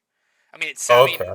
like in terms of like lyrically, I'm not really sure if it connects to the cover per se, but I think this album is like they do start to flirt a little bit more with power metal on this album. Um, the title track is insane. I love the title track. It's Dude, so they cover the court of the King Crimson. yes, it's a pretty damn good cover too. It fits with the album too. Like it doesn't feel out of place. Not But like they do have a crimson cover. yeah, the cover. Okay, Yeah. the courts. So you give it a B, maybe an A. What I would you think a say? B is fair. I think for this album because I don't think it's quite very. I'd say it kind of tapers off after after Killing Ground and Or Court of the I Crimson mean, King. it doesn't look like that high gloss. But I do appreciate the icon. The next one is kind of like that too. Yeah, Um, Lionheart. Oh, Lionheart. Oh, I fucking love this album. Oh my god, I that's fucking good love because Lionheart. I always like Lionheart because I have the name Richard, and Richard the Lionheart was like a badass motherfucker, and They got a song about him. they made this album after him. Oh, that's kind of cool. Yeah, they got a song. And this album, I think, is also there's another personnel change here. The drummer that was on Metalhead, which was Fritz. I think his name is Fritz Randau. It's coming to me. He also was on Killing Ground, and he does an excellent job on both. But I believe he left and was replaced by Jorg Michael on drums for this one and only album. And I don't quite remember what Jorg Michael is known for. Um, I think Stradivarius, maybe. The band or yeah. I'm not really familiar with Stradivarius, but um, yeah, the band. But I know he was part of the band at some point. But yeah, this album is like full on power metal. Like this is like this is like their last and most full experiment with power metal, and it's just so consistent. This album, like there's not a single second of this album that bores me. Oh, And there are like you can pick out like a few like songs, but still kind of stand out, even if there are no immediate hits. But there okay. are a So lot of where do standouts. you want to give it? Want to give it a B? I think an A for sure, but I just don't know A. where Okay. an A. Oh, I. It Hmm. Oh, this list won't tell us. I mean, you're doing the list, right? You Yeah. have the list. I'm keeping it organized. Are you doing? You have your own version of the list set up, right? Yeah.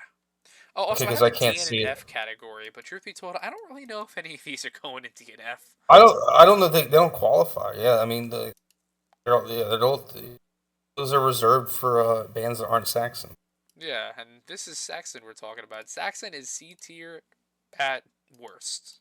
at worst. And let's just to keep up with time. Yeah. Have Yes. what's the next one? The Inner Sanctum. Nigel Glocker's This one, back. this one's kind of good. I was listening to it, and I'm like, it's got a kind of a weird name, and it's got this sort of spooky Christian. It's the only one that has like an overtly Christian emblem. This headstone, and the cross, right? And I'm like, That's is this kind even Saxon? Looking at it, but I listened to it, and I'm like, oh no, it's the same. It's the same band. yeah, Okay, it's the same and band. It it definitely was pares good. It was back a bit tasteful. from the power metal of Lionheart. It's a hard band to trash, even when they do like an about face or strange rock. Even when they rock the nations. Even when they rock the nations, it's hard to sort of throw them under the bus. So, Yeah. the Inner Sanctum, I don't know the trivia about it yet. I probably should look it up. Just the main thing about this Um, album is like Nigel Glocker's back, and he would remain. oh, okay. Yeah, and Oh, you could feel his presence. It's great to have him back, as great as Fritz Randau was, and as George Michael was a serviceable stand-in for Lionheart. But it's not quite. I feel like if Glockler had been on, I think Metalhead, that would have been my absolute favorite Saxon album. I think he's kind of like the secret ingredient of the band. Oh, and I also should have mentioned, I totally forgot to mention, back on Unleash the Beast, a new guitarist, Doug Scarrett, joined, and I believe this lineup of Biff Byford, Paul Quinn, Doug Scarrett, Nibs Carter, and Nigel Glockler that was on Unleash the Beast is the lineup from this album on, and it does not change, besides live. that's pretty cool. And I mean, now it's changed around now, but up Yeah, until but like, last year. yeah, and even then, he's still gonna do it in the studio. He's just not gonna perform live anymore. Okay, so this is really like the last year. I mean, let's not say last, but this is the current era. Yeah, and Starting with we're this now song. in modern Saxon. Okay. And the Inner Sanctum, I do really like this album. I think it's a bit more melodic, and that's a good thing. Even if it does pare back a bit on the heavier elements of Metalhead, Killing Ground, and Lionheart. Um, I find it. I think it's also kind of varied in that respect too. The best track on this album is definitely the closing track for me, Attila the Hun, which Okay, is that's it's promising. Attila the Hun. And Yeah, also the song how could "Red that go Star wrong? Falling" is kind of like it's like a ballad, but it's a very powerful. Like wow, Okay. I would love to see them perform "Red Star Falling" live. But How is Empire Rising? Empire Rising is the Oh, it's only 41 yeah, seconds. it's an instrumental opening thing. They've been State doing of that a Grace, lot. but State of Grace is pretty damn cool. Yeah, State of So Grace is real. it's Let Me Feel Your Power is like just like a train, like a freight train. it's a cool album. Yeah. I can't deny it. Up next, Where? put in B. Oh yeah, sorry, we didn't. I'd say B. I don't know. I mean, I'm kind of like a little more like I play closer to the chest with these. I don't really want to give everything an A, Yeah. but if you I tend to really be think it very. deserves an A, I tend to be a bit forgiving. I feel like I like to see the good in a lot of shit. Like, I'll even find a way to defend something like, I don't know, throw me an album that people really hate or something. you're saying you think B. Yeah, I think B, high B ish, mid high B. Okay. All right, next one up. Into the Oh, also, I love the Labyrinth. mountains. And that's part of the. Okay. Into the labyrinth. Okay, I haven't listened Wait, to what's this the one. cover? There's just mountains in the background. It's just very nice, very cool album. Oh, wait a minute. Mountains in the background. Are there like not? Wait, that's Carpe Diem, isn't No, it? I was talking about Inner Sanctum. Oh yeah, yeah. Inner Sanctum's kind Yeah. of it's a good one. Into the Labyrinth though it does not have mountain. And I'll be honest with you, I have not listened to this one. It kind of runs So together. This album, is honestly, this I think good? Is this a it's good album? there. It's good. It's not definitely Well, I not did bad. listen to Demon Sweeney Todd and Battalions of Steel. So okay, I never mind. I like Battalions of Steel a lot, and I also kind of like Hellcat. It's Battalions very of Steel is really good. Yeah, it's an yeah. amazing song. I think I gotta give this one a B or an A. I think a B is fair. I think this B? Okay. is the last. Oh, I did Does give it it. does it kind of wind down? Does it because it starts out pretty strong. Besides Battalions of Does it, Steel and maybe Hellcat, which is kind of a little goofy with the lyrics, the chorus is just sort of Bit Pfeiffer shouting Hellcat, Hellcat. But I like this album a lot. I think that it's a bit heavier than Inner Sanctum. I just do think I think it okay. runs together a little, just a little bit. But listen to individual songs and it really works. I think a high B around Inner Sanctum area. On. Okay, up next, Uh, 2011. That was oh, 2009. yeah, now we're into the This 2010s. one is for the folks at home, and this one is 2011. All to Arm, which is it's this one's got an unusual cover for sure. It's got 1941. it's got like yeah, it's got like a Otto von Bismarck type Prussian Yeah, it is Otto von Bismarck. captain. I don't know, and he's it's like a he's it's like a poster ad for the uh, service. Like who's that guy? Uncle Sam? It's like an Uncle Sam advertisement. Yeah, this is Who a real really knows? poster. The Otto von Bismarck poster. Yeah, Lord Kitchener wants you. A World War One. You're a No, not British Otto von Army Bismarck. Yeah, recruitment you know post. what I mean. Not Bismarck. What the fuck? You're right about the war. I thought it was Yeah, 1800s, but well, it's World War One. it is indeed World War Um, One. This uh, is musically a bit of a return to the sort of working Hammer class of the metal. Gods, Mists of Avalon. I But do you really know love what the Rest for Avalon is, Me. by the way? By the way, just trivia, just to check your mythology knowledge. You know what Avalon is? Like, Truth be oh, I'm told, going to Avalon. You know what Avalon was? I've I know I kind of I have a feel I know what the general gist of what Avalon is, but I never really got too specific about it. Oh, you know King Arthur, right? Yeah. In the story of King Arthur, one of the many versions of Eyes, he goes to Avalon either to die or that's where he like is manifest. Like that's his like afterlife. I think it's actually just the place he goes to die. It's like and it's like this paradise where he meadowy paradise where he just goes to die at the mountainside And just dies peacefully. as peacefully as possible. Yeah. Either that or it is literally like his afterlife. It's like his heaven. Mist of Avalon is a very. I also do want to say that the Mist of Avalon is a very strong song on here. I don't know what it is with bands with metal bands that were born in the new wave British heavy metal making great songs with the name with Avalon in the title. Iron Maiden did it too. I love Avalon from Final Frontier. Um, but yeah, that's actually really interesting about that because it's just Well, yeah, the only it other feels song that has harkens to Avalon is is the Roxy music. So I was like, oh, Mist of that immediately that sprung to mind, but I'm like, Roxy music is kind of like Saxon. It's like, so it's just this album is a little confusing for me. What do you think it was? I definitely wouldn't have listened to this album. I probably wouldn't pick poster I the think video. I think this I personally I think it's a bit of a step up from Inner Do you Sanctum. like it?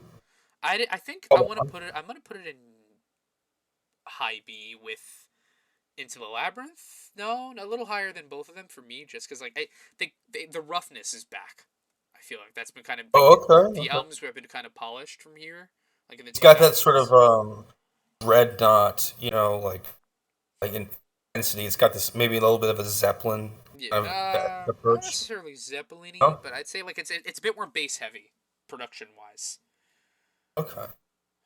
Like you kind of it's a little bit um Yeah, it's just sort of rougher around the edges, and that's a good thing. Not every song works. There's an orchestral version of Call to Arms, the title track, Okay. and the orchestral version doesn't. It sounds kind of weird.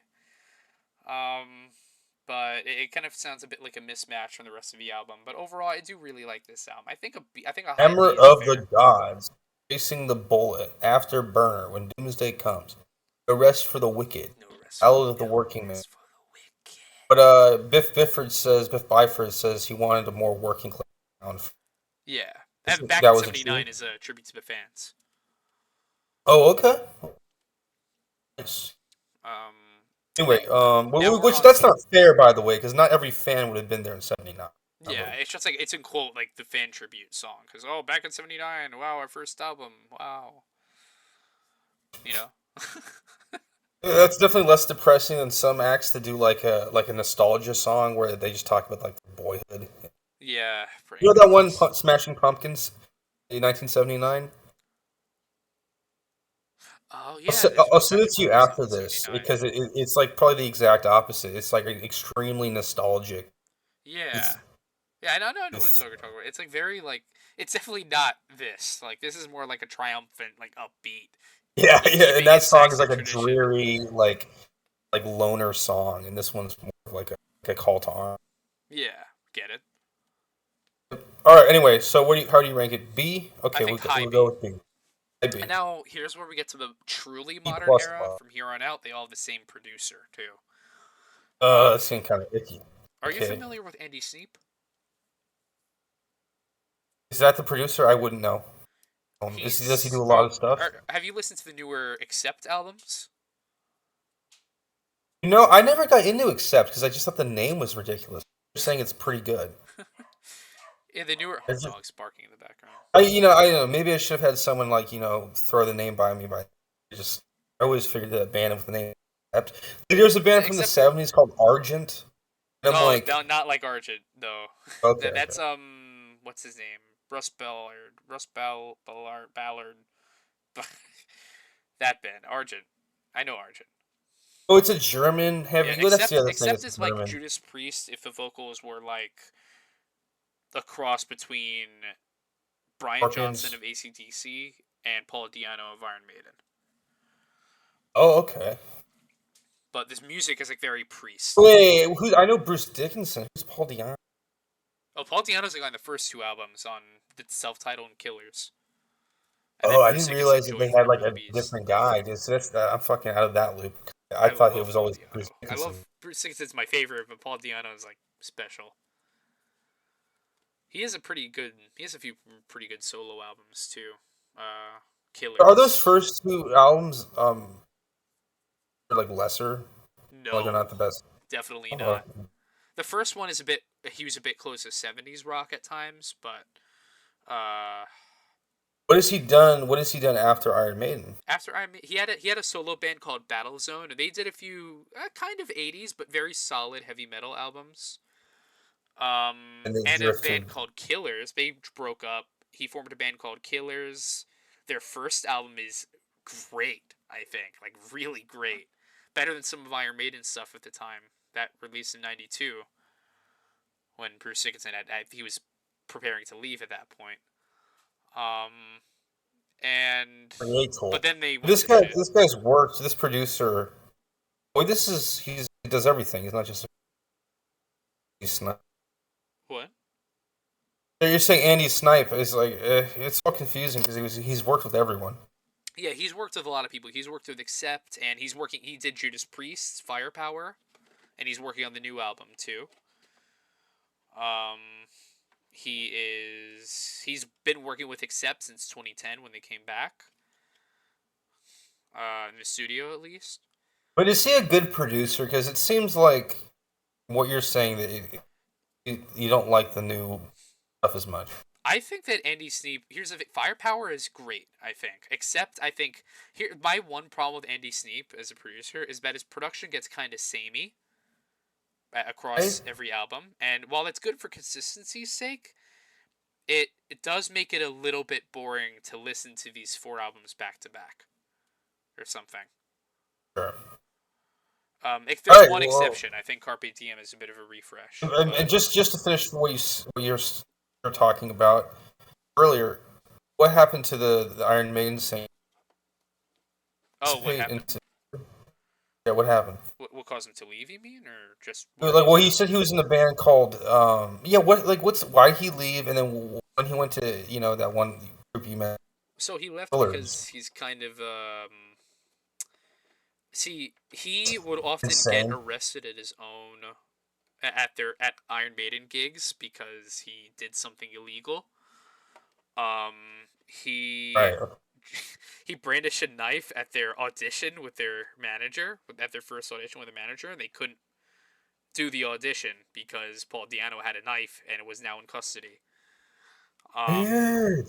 he would constantly do stuff like this. He would constantly become kind of a headache for the band, and he was eventually let go. And at that point, Steve Harris wanted to pick Bruce Dickinson from Samson. Anyway, Samson. so Weird. The lore is like so out there.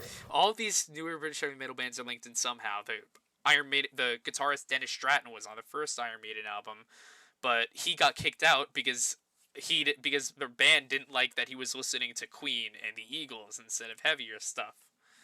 I'm dead serious. That's not even a joke. He ended up So joining Praying Mantis. the Iron Maiden guitarist was kicked out because he listened to the Eagles. Yeah, so he got kicked out. He eventually joined Praying Mantis, and he got replaced with Adrian Smith. Right. Okay. That's about right. Okay. Anyway, But yeah, okay, let's back to Saxon. we got a few more of these. Sacrifice. This is Sacrifice. This one is a good one. I think it's good. It continues a bit of the roughness from Call to Arms, but 2013. Yeah, it's just a little like it's in the dubstep era. yeah, it's not. Thank God it's not dubstep. Imagine Saxon dubstep. Made in Belfast. Made in Belfast, probably my favorite on the album. Guardians of the Tomb. I think Walking the Steel. Yeah, I mean, it seems kind of charming. Procession. Yeah. I think this is a good album overall. I think And they that have it has they have the Crusader orchestrated. syndrome. By the way, if you get it on iTunes, or you get a bonus disc. It's the Interesting. orchestrated version of Crusader. Wait, Yes. orchestrated? I hope this is like a good Bonus orchestrated and not content. the Call to Arms High orchestrated. quality. Well, I don't know. I listened to it. It had like string, fully orchestrated, I'm gonna check and that it was out. good. I gotta check that out. They also had Frozen Rainbow, Forever Free, Just Let Me Rock, and Requiem. Forever Free. Why just Different Let Me Rock? acoustic, re-recorded version. Anyway, so this album seems like it has some sort of weird kind of like it's in a weird covenant where it's like, yeah, we're Saxon, but we're also like harkening back to like our old stuff. Yeah, it is good. And This album. they're kind of resting on sort of scant laurels and. Yeah. But Well, I think I don't the thing know. is though is that like I feel like some of the earlier tracks in this album are excellent. I think Sacrifice and Made in Belfast, particular. Guardians of the Tomb is also pretty great, but it's got a bit of a Crusader syndrome where the first side is pretty great and then the second half just sort of falls off. Okay. I think like a mid B is And, fair. well, the last song is called "Standing in a." That doesn't sound very. It doesn't sound very exciting, and it's probably the worst song of the album. Just because it's Okay. okay. Do you think it's a C? B. Mid B. Mid B. Yeah. The next album, Battering Ram, might be like a low B, high C for me. Let's just go. Why not go in C just for fun? Yeah. Because like the thing is about Battering Ram is that it's not bad by any means. Destroyer. But this is the exact same kind of album as Sacrifice, but less exciting. Yeah, it's that like is, you said, Andy Schmerg or whatever his name was. Andy Sneap. This is Andy basically Sneap is running through it again with his opinion, and we're getting the Devil's Footprint and Queen of Hearts. Yeah. Oh, I will say the best song on the album, the only song that sticks out is the song "Kingdom of the Cross." Okay. It's basically very slow instrumental. Most of it's spoken word. It's basically a Biff Byford poem pretty much. It's kind of entrancing to listen to. A It's not spoken word. Is this like Alexander the Great or something? Like it's just sort of like self-indulgent and like hilarious. not necessarily like not necess- It's just sort of like It's more poetic than that. It's more yeah, it's like more like a somber, more poetic a bit. Like it's reflective, Biff Byford whisper talking introspective. for most of the song, Okay. pretty much. That's a good thing though. Like it Oh, really is entrancing. Like it really does stick out in a good way. it's fun. No, okay, I can see why you give it not even a C plus. You give it a B minus. But for the sake of this podcast, we're gonna give it a. Yeah, I think a C, and I will agree with you on the C though, because like the rest of this album, like nothing really grabs me. Not even like stuff on Sacrifice. Like there was stuff early on the album that worked, but on this album, it just doesn't I know. really And sometimes stand the out. way the track titles change, things that are just sort of contrast too sharply. Like, "Stand Your Ground" turns into "Top of the World," turns into Yeah, "To the End." Not really, there doesn't seem to be cohesion. "Eye of the Storm," then truth be "Stand told, I Your can't even Ground." I just remember how most of the songs go on this album. Like it's that right, forgettable. right. "Hard and Fast," then "Eye of the Storm," "Destroyer." It just it doesn't blur together. It does blur together, but Yeah, the names are like jarring. The way they just go from one thing to another. yeah. It's really, and again, it really is only Kingdom of the Cross. That's really it. That really sticks out. Everything else is just sort of. Ugh. 3 sheets to the wind. Drink. Well, in 2015, what was Saxon gonna? So anyway, we can move on to the last two. Thunderbolt. Or This wait, is a is set. Carpe Diem not a studio album? It is. It Carpe is Diem is the newest. Thunderbolt is 2018. You want to go to Thunderbolt 2018. yeah, Thunderbolt. Cool enough Second to cover. last album, the penultimate album though. Yeah, I think this is a Um, swing back up. Not perfect. um, it's a so bit this is all less. dedicated to Motorhead because Lemmy died. Yes, they played rock and roll. Great song, I think. Um, Sons of weirdly, Odin. Wizards.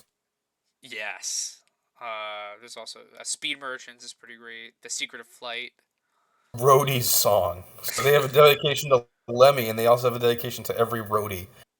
Great. That's Every what we needed. roadie. All of them. Thank you, Saxon. Only Saxon would do such a thing. Thanks, Saxon. Yeah, I can't think of anyone else who would do this. But Nosferatu. Okay, that was probably cool. Nosferatu is my favorite, I think. It's not. I prefer. It's not my favorite song called Nosferatu. I've always been a fan of the Blue Oyster Cult one. Um, Oh yeah, did you still want to do that one? Like yeah, before we end, and do you yeah. want to do which one do you want to do next? We could do that. Or I was thinking, like something I've never listened to, like Creator. What? Sorry, That. you cut out for a bit. Oh, we could do like Creator because I've never listened to Creator, but it might be Mm, better to do something more classic like Blue Oyster Cult. I've never really been too fresh with What? Creator, truth be told. Oh, okay. Okay. You wanted to do Blue Oyster Cult. What about Uriah Heep? I would love to do. Uriah Heep is also a good one. They have a bit of a big discography, but I wouldn't mind tackling it, especially now that we've done Saxon. I feel a bit more comfortable doing longer ones. Okay, Longer cool. Yeah, well, discographies. let's plan for Uriah Heep and then maybe Blue Oyster after. Yeah, because I do really like both those bands. Truth be told, Blue Oyster Cult's always kind of stuck with me for longer, but Heap, ooh. Um, That one's exciting though because you know that they have an interesting sort of story. Their whole story is yeah, and like Heap recently came out with a new album this year, Chaos in yeah. They Color. only have it's sad that Ken Hensley died. Yeah, Martin Birch died, who was everyone knows him yeah, it's Martin Birch. Martin Birch, Ken in Hensley, COVID or something. the first two singers, John, And not John so, Amino. what what I was gonna say is that everyone died except for Mick Box. Yeah, Mick Box is the only one who's not dead. even Lee Kurz. I don't know Yeah, how to pronounce his last he name. died too. Yeah, I Kerslake died too. Yeah, they all died, and so the only one still alive is Mick Box, who was the good, the guitar. yeah. It's It's just at this point the only original member left is Mick Box and Trevor Bolger died too, right? They're all dead.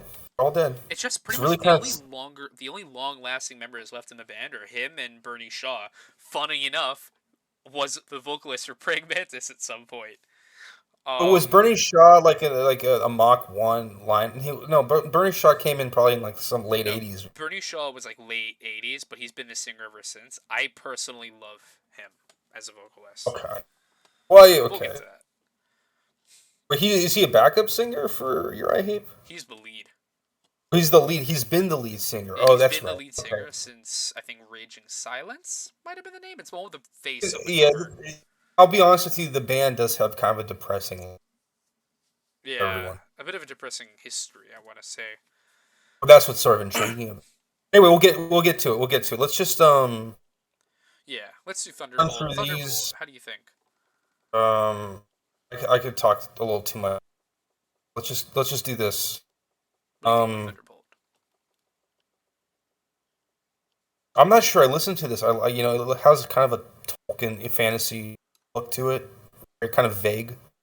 I made the mistake of not listening to the most recent albums. Because I'm sort of biased against classic bands making 5 years.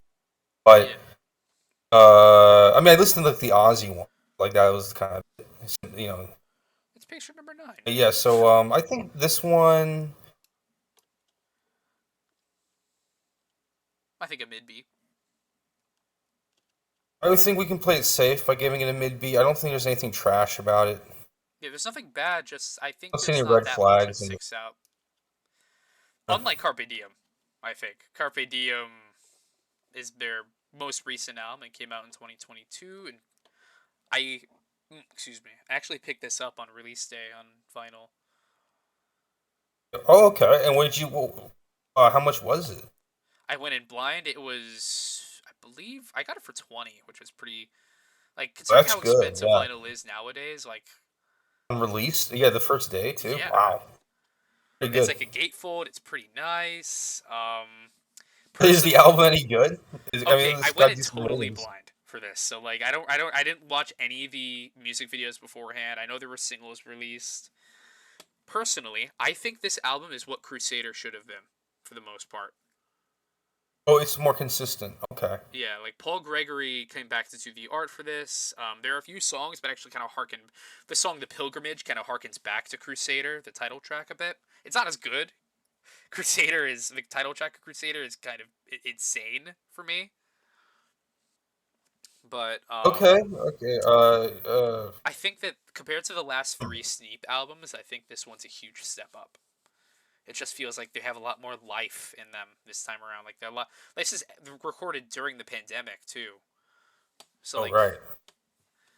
there's a song about it Hey. too. That song's a little cheesy. Remember the Fallen, but Age of Age of Supernova. Steam.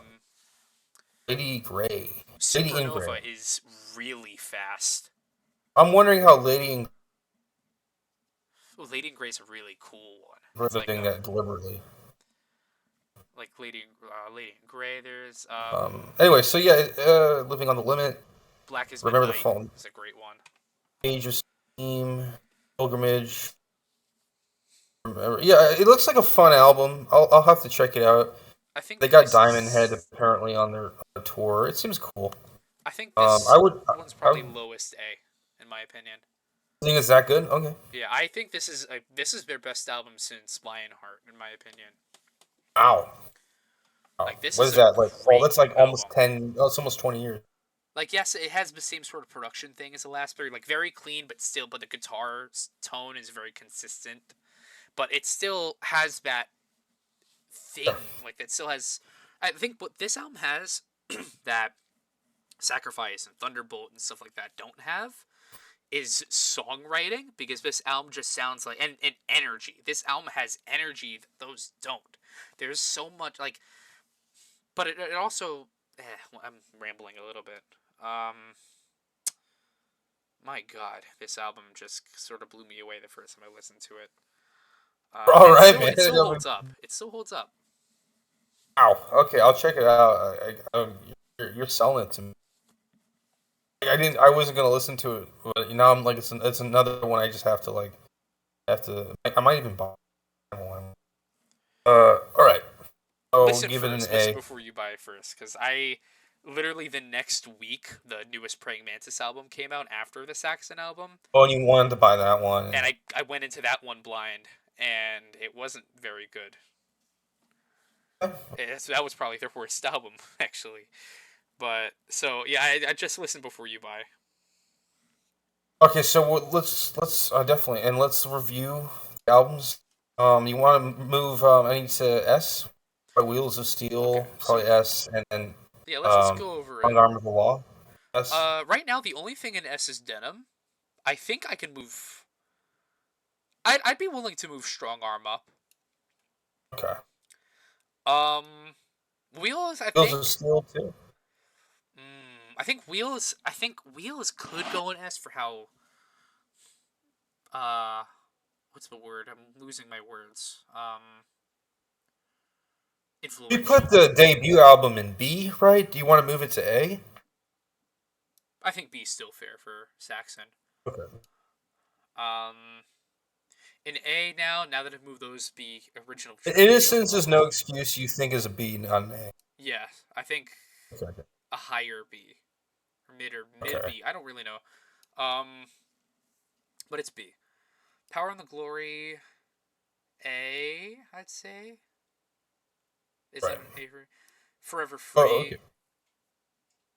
okay. I mean, if it were up to me, like personally, like if I used like all of if I used purely my heart, Forever Free would be S. But it's I definitely A. Well, we can put it in S. Why not?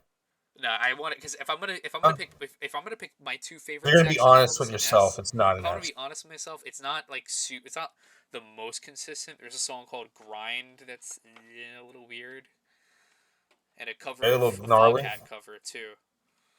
Oh yeah, that's horrible. You can't put that in a Foghat. Foghat cover. You know, Foghat is one of those groups where it's like it's hard to even listen to any album, let alone Yeah, it's a song. like a It's song by, that. it's like sort of the cover is sort of like Biff Clyro going like I just wanna make love to you.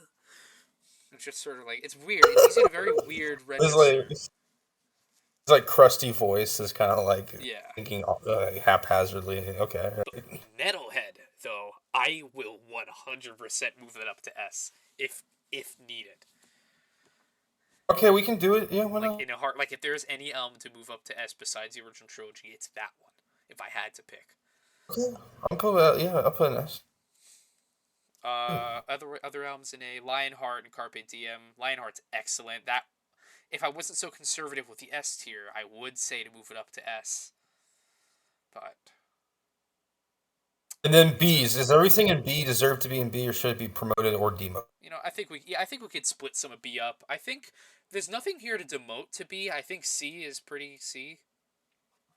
But Okay. I think there's a few things that we could promote to A. Maybe I'm thinking Call to Arms, maybe. Or Labyrinth. Labyrinth. Into the Labyrinth. My mistake. Okay. No, Both. not the Jim Henson movie. Yeah, well, that's what you think about. What role did Saxon have in the? By the way, I didn't know this. I learned this.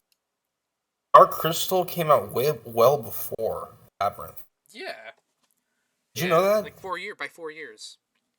Yeah, did you? I had no idea. I always thought it was the Dark Crystal was like almost like a 91 or something. Oh, no way. Yeah. I know Jim Henson. I think Jim Henson directed both of them. Labyrinth was such a huge bomb at the box office, and at the But time, that's the it wasn't thing is really that I didn't understand how you could get Labyrinth if Dark Crystal. Wait, you're saying Labyrinth?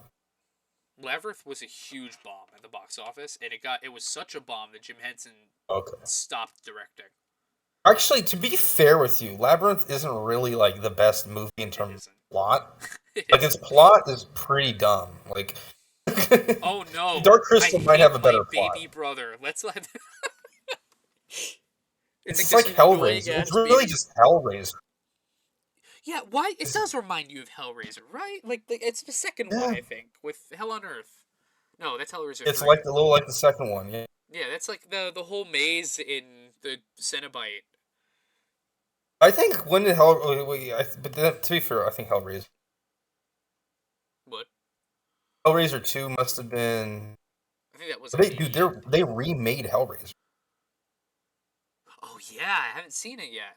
I haven't seen. Truth be Am, told, I haven't. or I've only am watched I the first three crazy? Am Hellraiser I films. crazy, or did they really remake it? They did remake it. It's Oh, different. I heard it's really good. I heard it's probably the best Hellraiser film since Hellraiser 2. Um, it's a different. Doug Bradley is long gone at this point. They had a female actress, Jamie Clayton, play it, the role of Pinhead. But I heard what is like Doug Bradley doing? no fucking clue. He left in the mid 2010s when they kept making shitty direct-to-video They sequels. made some awkward ones that were like that had like. They have one person you could put like a cassette tape into his head. Oh yeah, the CD guy. Yeah, the CD. Oh, that's That what was it Hellraiser was. 3. That one had a Motorhead song made for it. That was a Okay. cover of an Ozzy song Oh. called Hellraiser. What's your favorite Hellraiser? The second one, Movie? You mean or the first? movie? What? Hellraiser movie, right? Yeah. Yeah, I don't know. It's kind of hard. You know what? I think I slightly prefer 2, but I don't know, man. They're really close. Not 3. Not 3. Definitely not 3.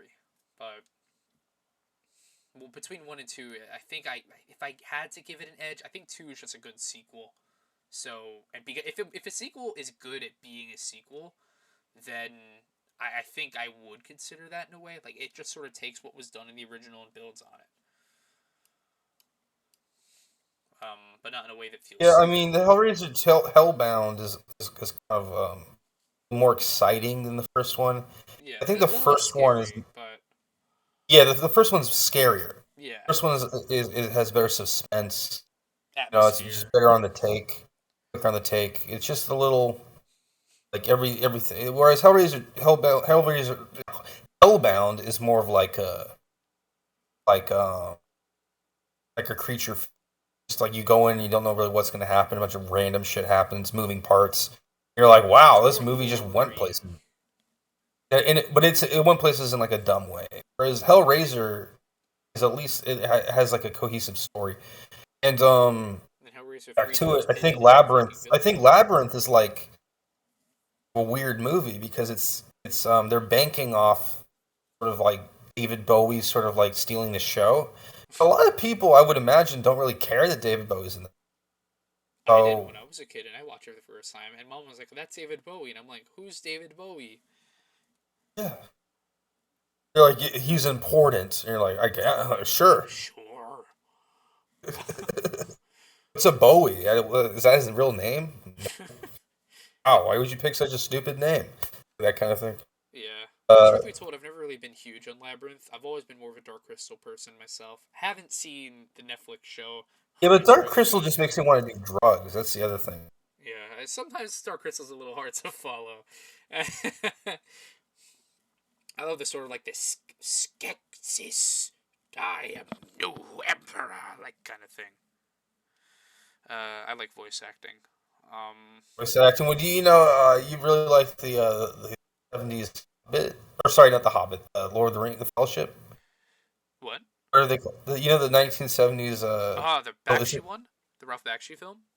yeah, the late '70s one. Yeah, I really like that one. you like that Um, more than Dark Crystal? yeah, okay, maybe by a little bit. Just because I feel like the animation suits it very well. It's just interesting to see Ralph Bakshi do something not totally fucking insane. Um, Wait, what else did he do? Because I don't know him from anything else. okay, so he made the first X-rated animated film, Fritz the Cat. Oh, he did Fritz the Cat. No, weird, Um, in weird. 1972-ish. I'm not sure if he did the sequel, but oh, he also did Cool World. That was his last fully directed movie. That was fucking awful, but interesting. World. Weirdly horny. Um, Fire and Ice, dude. oh, Oh, Fire and Ice also great. Uh between the two, sort of like Fire and Ice. I used to get confused with heavy metal a lot. I'm more of a heavy metal person myself, but not music wise. He didn't Obviously, do but heavy metal, did he? no, he didn't. But heavy metal is a great. It's very Bakshi esque. It's like a lot like his style. I was kind of surprised that it wasn't him. The great soundtrack too. Black Sabbath and Blue Oyster Cult both appear on it. Yeah, I was honestly trying to do a film where I had Black Sabbath and a lot of the music. But you think about it, it's like you're never gonna get the royalties. It's like you would have to be like a student film. But Yeah. doesn't Brooklyn College like kind of prevent you? Oh well, here's the thing. With the film festival, you mean? Yeah, don't they like tell you, oh, you can't like? Oh yeah. Should I stop recording? By the way. Yeah, we did it right. We did all of them. Well, let's just finish this topic and then we. Yeah. This is film. I mean, insofar that you're, liberal with talking about it, is the policy of Brooklyn College that you can't have music? No. You can have any kind of music for the thesis films and stuff. For the thesis films, okay. So pretty much what's going on with that is, they let me use for the Brooklyn College Film Festival, as long as you give credit in the credits, totally fine. Yeah. But if you want to bring it to other film festivals, don't do that. Oh, okay.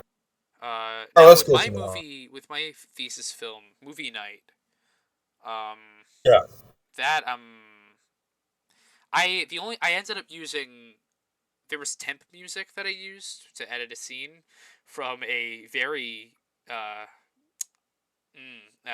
sure is a movie, Short Circuit 2, 80s movie, 80s family film with a robot that talks. I used a soundtrack from that and made it and used it as temp music while editing, but it stuck so well with the movie that I just asked if I could use it in the final cut, and they let me do it. But they just gave a warning: it's not going to work like that for other festivals.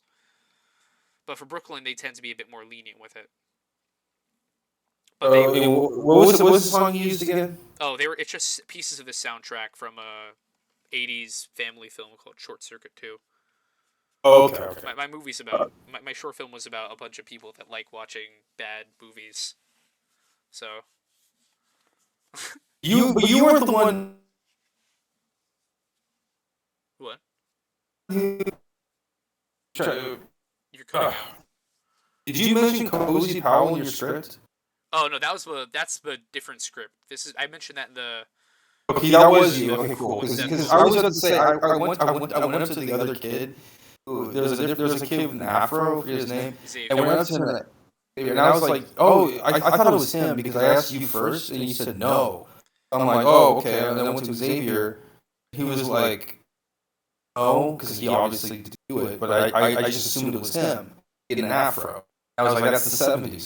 So I'm like, It's like he had the Cold War script in the '70s, so like I thought you were talking about him, and I was like, oh.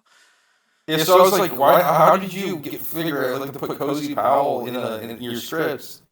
Your script has nothing to do with it." Like, well, what page was it on? Like, I was kind of asking him, like, really, you'll give him the third degree, and he was like, I don't know. I'm like, he doesn't even remember. He's such a genius. He just does all this, 70s stuff, and then he just forgets it. Oh shit! It was actually you, but I just thought it was me. Okay, I had, but that's on me. that's on me. But yeah, Afro no, Cozy Man. Powell. There's a character of the drummer named Erica Riggs. Her name is, Okay. and she's like her life is like dedicated to drumming. She has kind of a whiplash-ish sort of backstory. It's not in the script, of course. That'd probably be a bit too much for an 80-page, for the 80-page limit that we had. But, she's like a huge fan of like Cozy Powell and Clive Burr. Are they punks or are they street kids? Like, what's their? They're just sort of like a bunch of people. Like they're just sort of like the main. Stooges kind of, or are they more normal than that? They're a little bit just slackers, really. Slackers, okay. Yeah, there's really only one of them that isn't a slacker, and she naturally, there's pretty much, they're all kind of slackers in some way. The lead character is very anxiety ridden though, so he can't really like slack off the way he wants to, but he also can't go forward with the band the way he wants to either. By the way, we're gonna. Oh I'll, yeah. I'll read it at some point if you want. I'd love to give you feedback. But Yeah, I need the, to expand it if anything. It's kind of short right now. I will say that I'm gonna do a Game of Thrones podcast like right after this, like in an hour. And if you want to call in at some point, you're welcome to. But I don't expect you to have to do that. But, like, if you're into Game of Thrones, I didn't consider that you might. You want to In know case, something? what? I haven't even started it yet. Okay, perfect. Okay, so I won't have to stress you out with some obligation. Okay, great. Oh yeah, so before I stop recording, by the way, I just want to say shit. Okay, with Saxon, I just want to go over what do you have on your end for A? Oh, Just so I we can have finalize it. I have Power and the Glory, Forever Free, Fine Heart, Carpe Diem, All to Arms, and the one that you liked that I didn't like. I forget its name. It's got the orange center. Destiny? Hello? Hello? Destiny? Yeah, yeah. No, it's not Destiny. It's Into Oh, Into the Labyrinth? Void. The Labyrinth. Yeah, you like that one. I was kind of Well, I was kind of mid dubious on on it. it. I thought maybe you would want it higher in A because I know you like Battalions of Steel a lot. Oh, that's right. I But did like that one track. Okay, maybe because of that one. if it were up to me, I would put Destiny high. But that's just personal, and in the context of the history of the band, I can't in good conscience put it in A. Okay, I'll put it in B just because I don't want to start a civil war here. Um, But Into Labyrinth, I'm good with either one. Up to you. all right, cool. We got Call to Arms, Carpe Diem. Oh wait, no. Into the Labyrinth is you're fine with A? I'll put it in Yeah, I'm A. fine with it being an A if you want. Destiny, not Destiny. Okay. All right, cool. So that's it. Send me it by email, and I'll upload it really kind of soon after that, as long as it's formatted. Probably is with OBS. It's probably like an MP4. All right, so I will stop recording now then. Stop. Yeah. Wait. Oh wait, You I'm should not. I didn't you stop. should you should sign off. Yeah. Okay. Thanks for watching. We're gonna have more of these up soon. A ton of other content about metal music. Also content about history, philosophy, um, cinema, pop culture generally. I try to focus on the kind of character that I'm into, which is like sort of tough and brusque kind of things, but like fantasy, metal, medieval history, philosophy. Like I try to focus on things that have sort of a common thread, but I do also talk about all sorts of topics, and I'm always exploring more things like science fiction and different kinds of physical theories and all sorts of stuff that's not just humanities. Um, and I'm trying to get more guests on soon for those things as well. So thanks for watching, and up next, I think we're going to do Uriah Heep. Yeah, If something you very heavy, very humble. very heavy, very humble. One of my favorite albums by them for sure. Mach Yes. 1 lineup. David Byron, the vocal classic. David Anyway, Byron, rest in peace. we're gonna. Thanks, Michael A, for helping out with this. You're wonderful, Thank you. and I think we can sign off now. All right, thank you for having Salute, me on. everyone. I will stop recording.